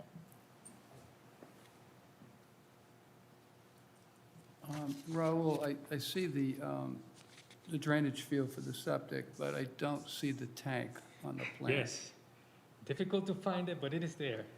It is. It's, if you see the brick pattern for the walkway leading to the front door is right there, closing to the driveway. Oh, I do see it, Oh, yeah. yeah, yep. It's like one of those things you see online. Do you see the person standing?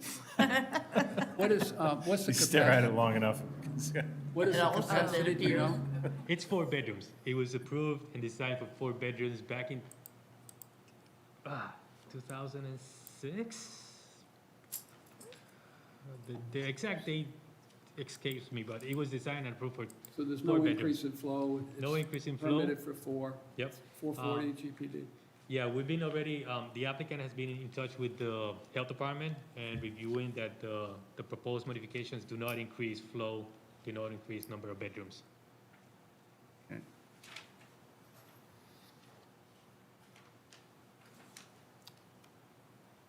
Any other questions from the commissioners? I kind of agree with Aaron. I think, I mean, Drew, you can correct me if it's not functionally better, but for how the property is functioning, it would make more sense for all of the mitigation plantings to be in a thicker buffer strip between the house and the pond. I just think it would be I agree. better to I have a agree. thicker buffer. Yeah, I mean, in the mitigation regulations, when it talks about where mitigation should go, specifically states it should be as close to the resource area as possible. Yes. So would that continue from that other green proposed area up to the ramp? And then from the ramp down to the lot Yeah, line? it could be either added on or reconfigured somehow to occupy that gap between the ramp and floats, Yeah, to extend the buffer along there. And if the square footage allows for maybe even further inland, to provide a wider strip, that 233 square feet to be incorporated along the shoreline. Obviously, you don't want to block up the access path to the dock, but right. to fill in that area. I did have another comment too about the mitigation, when you're ready. Okay. I want to hear what the Board of Health said. Is that all done? Any other comments from commissioners before I go to the audience? No? Anyone in the audience that would like to speak? Hearing none? Drew, I'll ask for any other comments you might have. So I'll go with the Board of Health first, that the property is permitted by Board of Health for 4 bedrooms. The addition of any habitable space that meets the definition of a bedroom in Title V would be considered an increase in flow and would require a septic upgrade. Title V inspection is required whenever a change of footprint is proposed, so they will go in and inspect. That's what I was worried about, yeah. Existing and proposed floor plans to be reviewed upon submission to the building department. Note the location of septic system, restrict equipment, vehicle traffic over non-load bearing H10 components. Setbacks and access to septic components must be maintained. As far as I was a little confused as far as the ratio of square footage proposed that you have on the plan, which is you have 653 square foot addition garage portion on slab, and then you've got what's shown here as proposed deck expansion, 317 square feet. Then you've got two mitigation areas of 415 square feet and 233 square feet. If you're doing a 1-to-1 ratio, the mitigation falls short of the proposed square footage of So when I alteration. first explained the mitigation, Yeah, it did not take credit for parts of the deck, but this graphic will probably make better sense.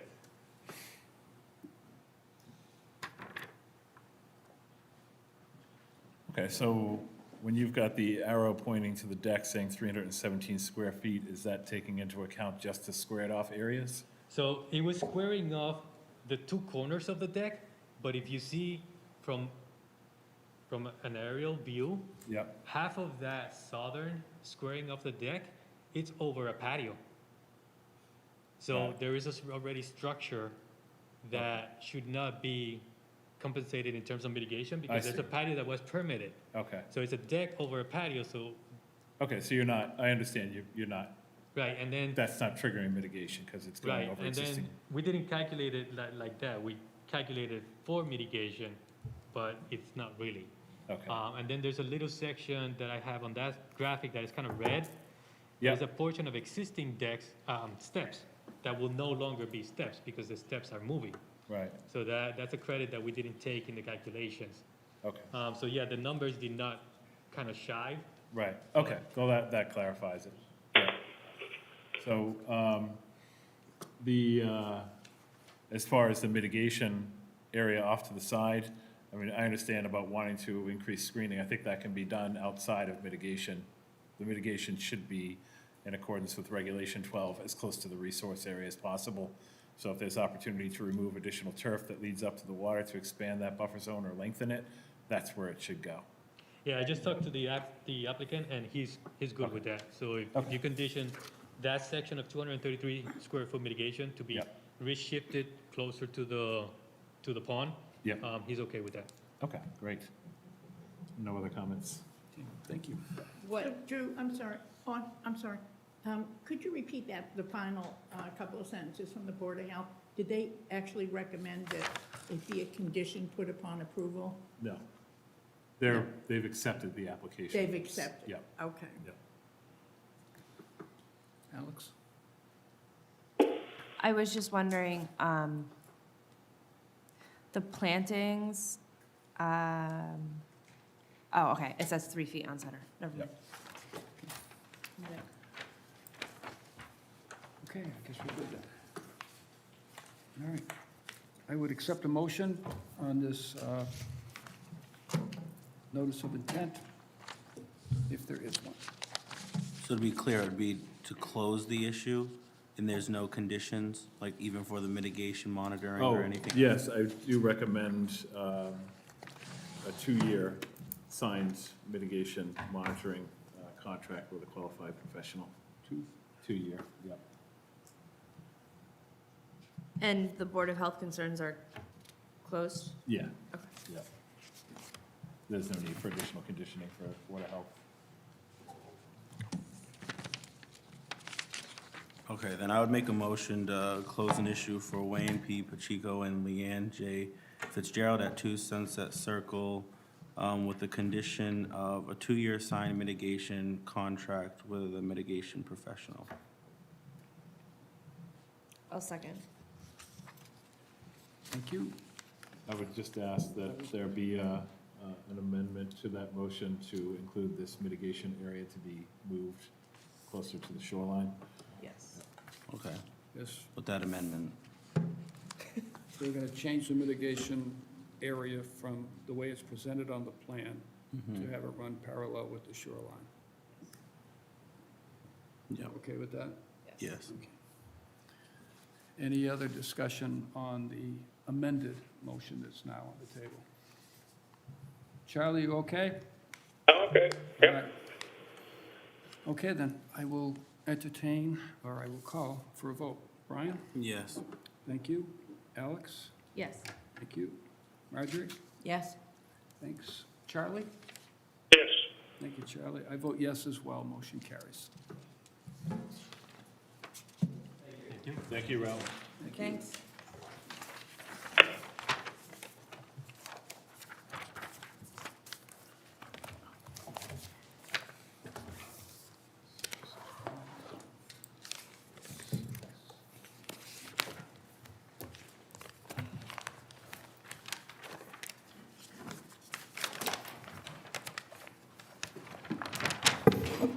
Now calling the 6:15 hearing for Karen Keelan, trustee of 4 Keelan Way. This is proposed hardscaping and landscaping, Representative Wet Tech Land Design, Inc. This is an RDA. Do we have somebody representing the applicant? Yes, Wayne Tavares is on Zoom. Oh, okay. Hi, can you hear me? Yes. Okay, is it loud and clear? Yep. Okay. Good evening. This is Wayne Tavares from Wet Tech Land Design, representing Karen Keelan. This is probably about the 4th time we've come before you. I'm going to try to share this because I like to roam around. If I can do this quickly. Yeah, I'll stop sharing. Okay, thank you.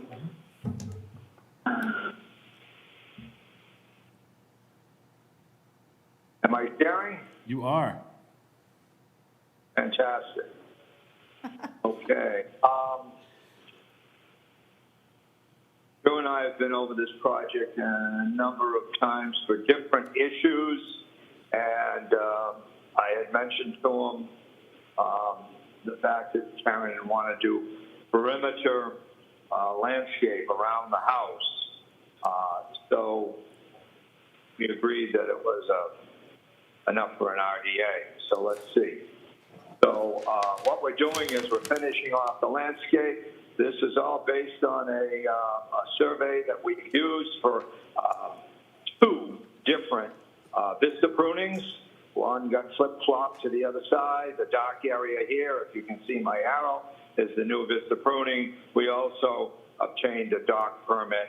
You can see a portion of the dock in blue. So Karen wants to finish off the landscape around the house. Everything is tight to the house, around the house. We're exchanging some patio blocks. There's some pictures that you can see in the back areas. Here's the frontage of the property. There is some existing yellow birch that Davy Tree was called out on. They've got the typical birch problem, but she's going to fight with them because she likes the birch. They're beautiful birches, so we're keeping them. And we're working around them with a native hedge of arborvitae. We have a mitigation area. We have this area in the back that's currently used with stepping stones that lead down to a dog pen. That's what this fence represents. And then you can see the top of these steps as it comes down to the fence. And this is the mitigation area. And this is the area along the mutual property line of the neighbors. Can everybody hear me okay? Yes. Yes, we can. Fine, thanks. So again, in the magenta color, what we're doing is putting a hedge of native arborvitae all along and through here. It encapsulates probably around 600 square feet. There's about 60 of these arborvitae that we'll use, plus we're continuing it with a mitigation area in this area. We're replacing some stepping stones that lead down to the dog pen from elevation 12.8 down to about 6.8, so it's a 6-foot drop in this area. You can see it in the photographs that I just showed you. And we're also adding architecture into this building, but the entire footprint is not affected by this architecture. The deck is being converted to a permanent deck, and the only extents outside of the footprint of the architecture is this area that I've pointed to here, which is floor steps from the second floor down to this patio that we hope to build. You can see in the cyan or light blue color where the existing stepping stones are, and these are the replacement stepping stones set to grade. And we have an area that works well as far as architecture, as far as conservation, and as a replacement for it's a redevelopment of an area in which we're leading the steps down to a platform, also picking up traffic that comes around the house. These steps that are here now for the deck will be removed, so there is no stepping out into this area. It's just stepping down from the second floor down to this patio, stepping from the driveway onto a landing, down these steps onto the patio. Patio is halfway down the slope to the dog pen in the rear. So this is the area that we're talking about that's new. It happens to be one step below the walking platform for the dog. So you're going to have one step up. It's a riser. It's not a step. It's a one riser up to that platform. That's the elevation that it's been set at. On the other side of the house, Karen currently has a number of stepping stone, blue stones. We're going to reuse those blue stones, hopefully, and we're formalizing this entry. Instead of the entry leading from the driveway, the entry will lead from the road. What we're doing is putting a buffer of arborvitae in this area. This is all sort of a privacy type of a screen, and it's all indigenous planting. So it's a native screen and it's mitigation. Within that area, the lawn area, which is this entire area right now, will be reduced. This is the area that says 12 will stay as lawn. The area that says ornamental adjacent to the house is already ornamental. The area in front of the arborvitae hedge is newly planted ornamental planting. And as you walk into the entry, you'll see this hedge of arborvitae again, and you run into it, you got to walk around it. It just creates a privacy area. That's landscape design for you, but that's all it is. But all of this area will be replanted. All the sod that's in here or grass that's in here will be removed. So all of this is out. They carefully arranged these birches to remain. And there's a third birch in here. Yeah, there's a third birch. We're working the arborvitae around the birch trees.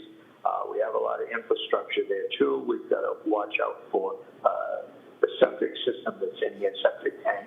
So it's really a tight type of planting. But that's it. We're finishing a landscaping that was started a long time ago, and we're working away from the wetland area for once, and we just hope that you agree with us as far as what we're doing. Thank you very much. Thank you. Thank you. Questions from the commissioners? Comments, concerns? I'm having trouble understanding on this plan, the cross-hatching. There's just a lot going on. Right. On the water side, like what is? Nothing is proposed there. It's, Okay. So the cross-hatching pretty much shows, actually, What is all of that? Is it a marsh? Wayne, can you just describe what the cross-hatching actually means? I know it's not part of your proposal, but out in the buffer zone area, the 50-foot buffer on either side of the dock, can you just explain what that cross-hatching is? Sure. Do I have my pointer in the right place? Yep. Okay, yep. So this is the new vista pruning area. It's double hatched and very dark. I hope you can see that. Yep. It's on the right side of the dock. The area on the other side of the dock was previously planted. It was the previous vista pruning area. It's been left natural and left natural to grow. So that's why it's cross-hatched in that manner. And then as mitigation for the dock to go through this area, we have planted out this area and got prior approval for all of these plantings in this area. So this is all mitigation planting.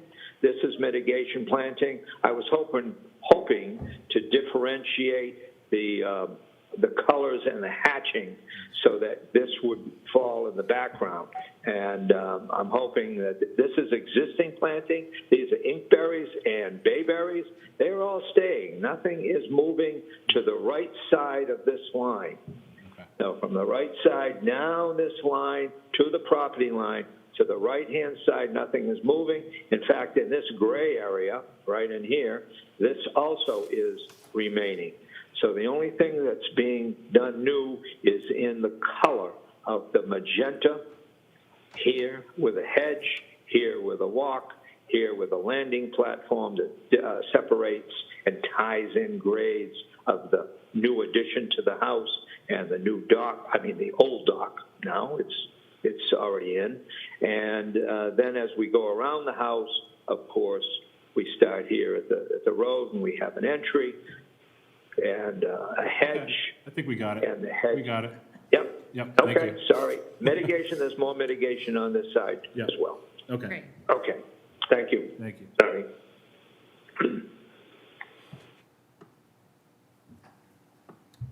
Any other questions or concerns? Charlie? Oh, Any questions from the audience? Looks like we don't. Drew, any other comments you'd like to make? No other comments. I would recommend a negative determination. Just reiterating, these are all changes that are proposed within previously landscaped areas. It's really just a reconfiguration of our state standards. Thank you. I guess we're good. I'll accept a motion, if there is one, for this RDA. okay. As for the application at 4 Keelan Way, I would move for a negative determination. Thank you, Charlie. I'll second. Thank you, Alex. Any discussion on the motion that we have? Negative determination. Hearing none, I'll call for a vote. Brian? Yes. Alex? Yes. Marjorie? Yes. Charlie? Yes. I vote yes as well. Motion carries. Thank you, Wayne. Thanks, Wayne. Okay, thank you. Have a good night. You too. Appreciate it. Bye now. Oh, can you stop sharing, Wayne? Wait, I want to know why he's got sun behind him. He's in a different time zone. Is he, or has he got a green screen? Green screen, probably. After all those colors like on it. that map, you're asking Yeah. about sunshine.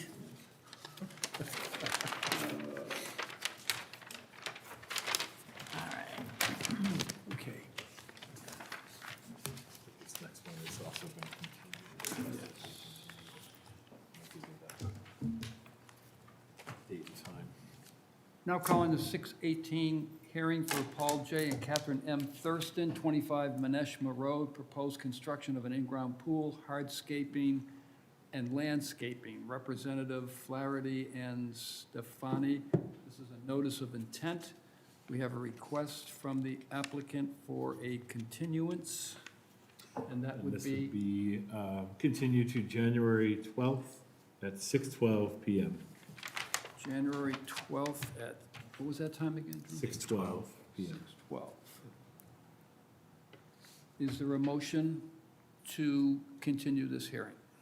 Make a motion to continue the hearing for Paul J. and Catherine M. Thurston at 25 Manshire Road to January 12th at 6:12 PM. Thanks, Brian. Is there a second? I'll second. Second. Thank Alex you. beat you. Alex beat you, Charlie. Sorry, Charlie. Any discussion on it? Hearing none. Brian? Yes. Alex? Yes. Marjorie? Yes. Charlie? Yes. I vote yes as well. Motion carries. 6:12. What was the date again on that? 12th? Yeah. Yeah, January 12th. January 6:12 PM. 23, I almost wrote 22.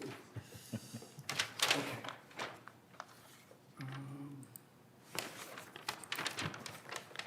Shouldn't have bothered bringing this up.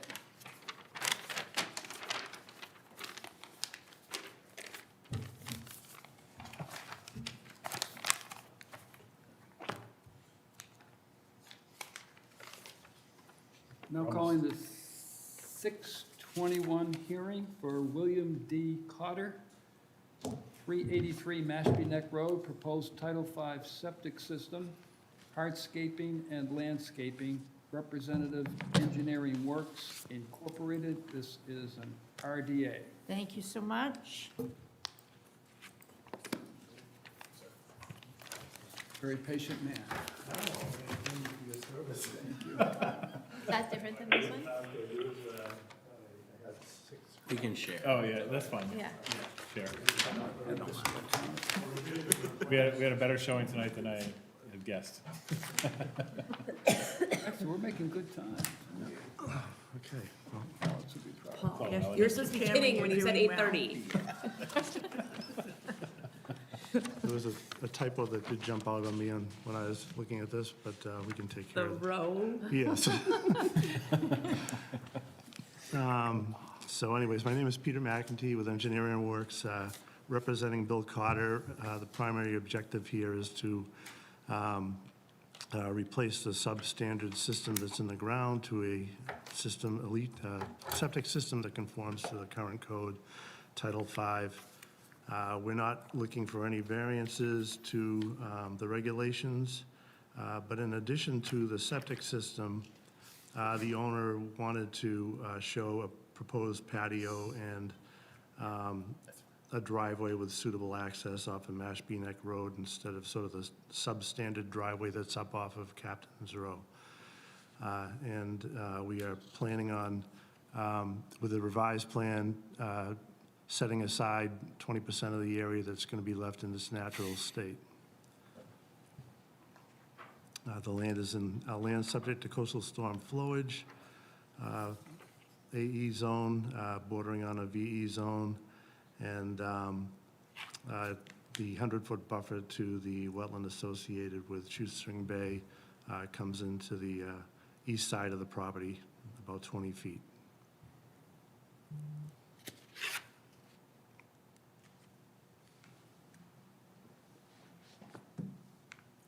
If you have any questions. Thank you. I'll open it up to the commissioners first for questions or comments. I'm happy to see the area that you updated to remain natural. Is there a reason why it's not on the portion of the property closer to the resource area? So, rather than on that side, like down there, yeah. That was a preference of the owner to set aside that area.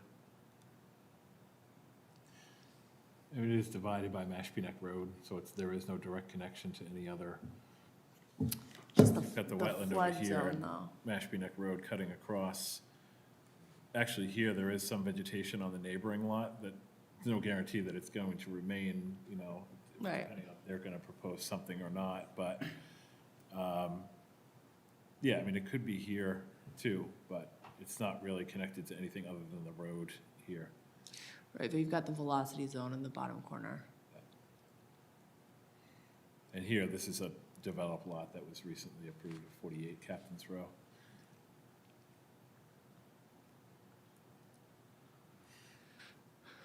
In addition to the work too, there were some trees some dying and dead trees that the owner wanted to selectively remove. I think that he may have contacted you to. Yeah, I did go to the site to review with him. He's got some pitch pines. I can go to the image here. So this is, right here, you can see these pitch pines right here are growing right out over the roof. He's had some issues with the roof, and he had a tree collapse on top of the roof that was a pitch pine behind the house on the backside that actually fell onto the roof. So he was telling me his insurance company is telling him these trees have to go because they're presenting a pretty serious hazard in the event of failure, and they're very close to the existing roof line and foundation of the house. So I think it's about 4 or 5 pitch pines on that side, and then there's one that was broken off in the back that already fell, that he wants to remove the remaining portion of that one, so. But it all makes sense as far as the risk that those trees present. So is that brown hash a deck? I'm looking for some identification on that. On what? On The brown, the brown hatching is Yeah. the area to be left natural. that's all natural. Yeah. Oh, 8 feet cool. off the side of the property line and basically from an existing concrete bound up on Captain's Row.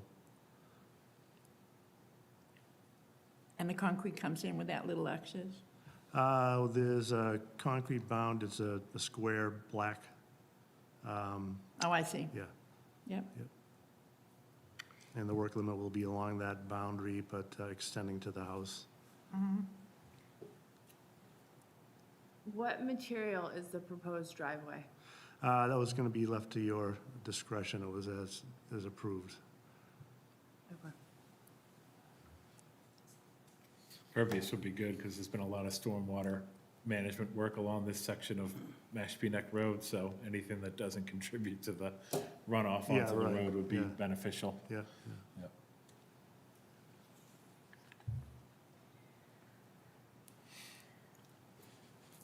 What would be the time frame for the construction? I think he's pretty anxious to get the septic in, because he has a cesspool that's just substandard and needs to be replaced. Right. So he didn't give me a time frame, but I would think that somewhere in the next month or two. And with that whole area being dug up and installing the septic system, it doesn't make more sense for the driveway to go up there. The driveway that's up there, that was his preference. He'd like to have something right down there on Mashpee Neck Road. It's a nice flat area down there. There is an existing dirt drive that they, is basically just it's a cleared area that they park on that has all sorts of tree Yeah, I don't- debris on it, so. I don't have a picture of it, but it's one of those situations where these two lots, this one and the one to the south, 48, were owned by the same property owner. And they had a driveway come through and just cut through and connect Captain's Row I see. to Mashpee Neck. And Captain's Row is a private road, Mashpee Neck is a town-owned road. So if he was to make this dirt driveway identified on the plan a formal driveway, he would have to go through the association at Captain's Row to get permission to do that. He's not interested in doing that. And as Pete described, this is his preferred driveway location off Mashpee Neck. I don't know if he's planning on doing anything with that other, that'll be a civil matter between Yeah, him and the I mean, it will be neighborhood. disturbed, we gotta get the maneuver, the Yeah. machinery has to maneuver, probably some trees be taken out of there, obviously within the leaching area. Yeah, I think he'd like to be able to keep the shed there while the field is going in. but the that's what field's- that's what he told me. He Yeah. would prefer to have that. And It's gonna be. the gas line's really close to the. The leach gas field. line's close, yeah. Really close. Yeah, So I saw it's been flagged by DigSafe already. yeah, Yeah. it's, they work with, in close proximity to the gas lines and utilities all the time, so. Yeah. Yeah, they're right on the corner of that. Yeah. Is the whole house being renovated? The house is gonna remain the same. There's no planned, no planned changes to the house at this time, other than maybe some work inside the house to, that doesn't require a permit. The septic that's going in is a three-bed septic? I'm sorry? The septic that's going in is a three-bed system? It's a three-bed system. You have a three-bedroom house.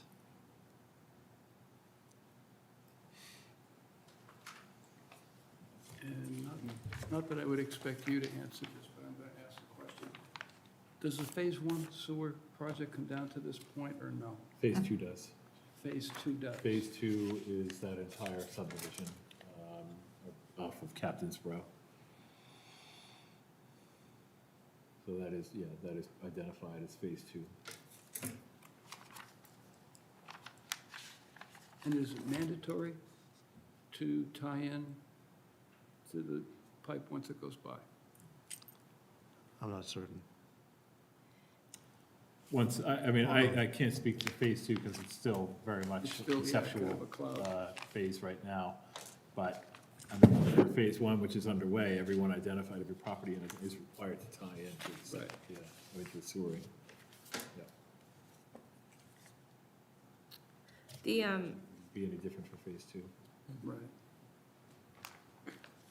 Drew, I don't know if this is, I just remember this from Falmouth, it might not apply in Mashpee.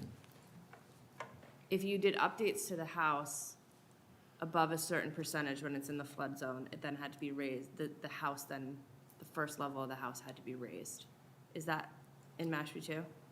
I don't know specifically, I don't know, but there's nothing on the exterior or foundation that's being proposed on the house, it's just. So it was of the value, so it was like if, Like if- 50% of the home value or something like that? right, if Yeah. updates were even if it was only on the inside. Yeah, I don't think it applies to inside interior work in Mashpee. It's, Okay. yeah, yeah. Okay. I could be wrong about that, but I don't believe it does.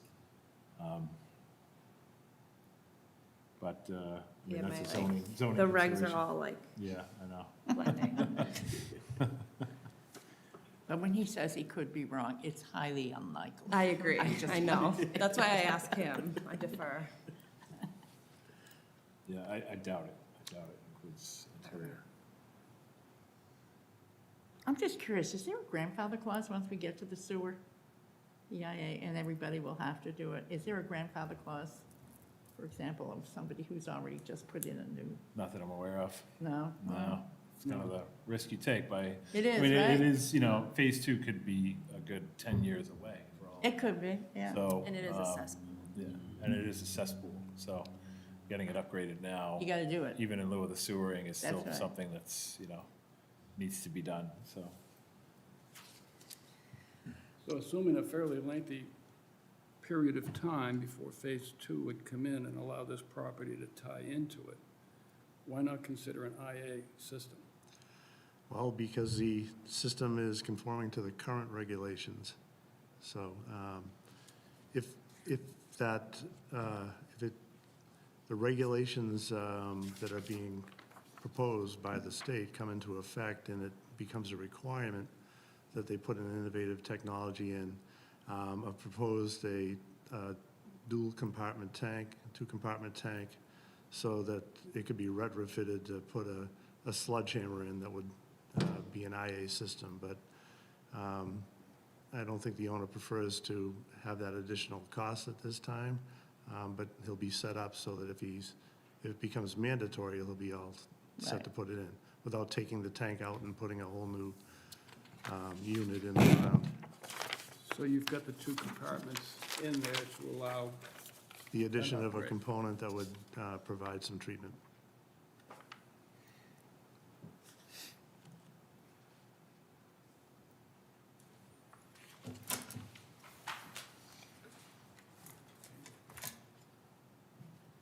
any other questions? Comments? Charlie? Do you have any other comments? No other comments? All right then. It's an RDA, so, and a dog. Really? Dog's making the motion, apparently. How did my dog get over there? Charlie must be impersonating a dog. Sorry about that. Is there a motion for this RDA? I'll make the motion for William Cotter, Mashpee Neck Road, for this RDA. I move for a negative determination. Thank you, Marjorie. Is there a second? Second. Thank you, Brian. Any discussion on the motion? Hearing none, I'll call for a vote. Brian? Yes. Alex? Yes. Marjorie? Yes. Charlie? Yes. I vote no. Motion carries. Yeah, thank you. Thank you, Pete. Thank you. Sorry you were the last on the list. Just shows your due diligence.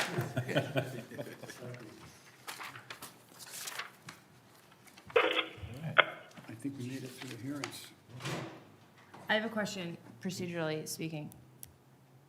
Because it's so late, is it totally not okay to like skip these? We did all the ones we had to do. I'm not trying to be facetious. I'm just, Wait, I love the way she said that. Microphones pick up everything. Did you say skip the? yes, no, like, can we, I'm asking if we can pick up with these again next time, just because we do. Are there any that are like really pressing for tonight? Only one. Okay. That I can go over now if you want. Yeah, I Just- wasn't trying to be It's facetious. just, no, understood. So I did send out the survey, the final survey for the local comprehensive plan. Yes. And I would greatly appreciate if everyone can fill that out at their earliest opportunity, and then share it with anybody else that you feel would, want to take the survey. Because Evan's looking to double the participation rate from the previous local comprehensive plan, which you got 600 responses, he wants 1,200 at a minimum. So the more we can spread the word on that. Is that what you sent today, Drew? That's in my inbox somewhere? Yes, yep. When does the survey close? Is it, It's the local comprehensive plan, when does it close? Like, when is it Oh. over? January Oh, so we have something. time. January 14th, I believe. Yeah. Yeah. Don't wait until after the holiday. Don't I wait till already after. did it. I'm just saying, when is it over? So I can tell people. Such a nerd. Yeah, everything else, there's nothing else that really, Yeah, that was all. I requires was the- asking if it was anything. That was a nice sort of observation. would like I'm to with you, ask, Alex. On the And you have bylaw to stop review for dinner. subcommittee, Yes. I know, right? possible that we could get that meeting scheduled before the holiday. I apologize, Mr. Chairman. What were you Wait, what saying? are we scheduling? The Our bylaw bylaw, review we're on subcommittee. regulation 30. I know, I missed Like, the last And I think we can finish that. I maybe can in schedule Monday. that for next week, and send out doodle poll tomorrow, and we can get Great. responses in and get that scheduled. Okay. Apologies again for that. Well, I was out of town for the last one. Yeah, so was I, actually. So, my last question before hopefully somebody moves to adjourn. Do we have any meetings, seminars, anything else between now and the turn of the year? Nope, Are we done? we are done for For the the month year? of December for the year. 2022. Yeah, It's very exciting. So what about Erin becoming a full-time member? When does that go before the select board? so Erin just has to submit letter of interest. Great. She came prepared. Provide those, that'll be on the next meeting agenda for January for the commission. And in the meantime, the select board will have her letter, but they always want the commission to take a vote first, and then at their next available meeting, they'll take the vote to endorse. Have we taken that vote yet? Not yet. No. It's not on the agenda, and I have to post it 48 hours in advance. Oh, it has to be? Has to be, Okay. because we have people watching. Mr. O'Neill's resignation wasn't accepted until Monday night. What's that? I'm sorry. Mr. O'Neill's resignation was not accepted by the select board until Right, last Monday so we night. couldn't, So there's yeah. nothing we could do Right. for tonight's meeting. Our agenda was already posted, rolling. So we'll take that up at the next meeting. Yep. All right. And we'll also reorganize for vice chair position. Do we have anybody on CPC right now either? Anybody what? As a CPC rep? Wasn't Chad. Chad it? Chad still. He's an associate Yeah, staff from he's the still commission, on the but he's, commission as an associate. Is So, he, and- so is he representing us at CPC meetings? yes, Okay. yep, Yep. yep. Dan, do I get to keep the pen? Well, if you want it. I want it. I'm gonna declare it. Okay, seeing that we're tabling these other pre- and post-agenda hearing items, I'll accept a motion for adjournment, if there is one. Move to adjourn at 8:19 PM. I'll second. 8:19. I figured you would, Alex, thank you. Is there a lengthy discussion on this motion? Just make sure you sign the documents before you leave. Signed Yes. documents? Oh, send him down. Oh, yes. Well, shoot, who's got him? Take a Alex, vote are on you the holding adjournment, up? Brian? Yes. I would have already. done it. Alex? Yes. Marjorie? I was waiting to say it. Come on. Marjorie, you going to vote on adjourning? I vote to adjourn, Mr. Chairman, yes. Thank you. Charlie? Yes. Thank you, Charlie. Thank you, Charlie. I vote yes as well. All right.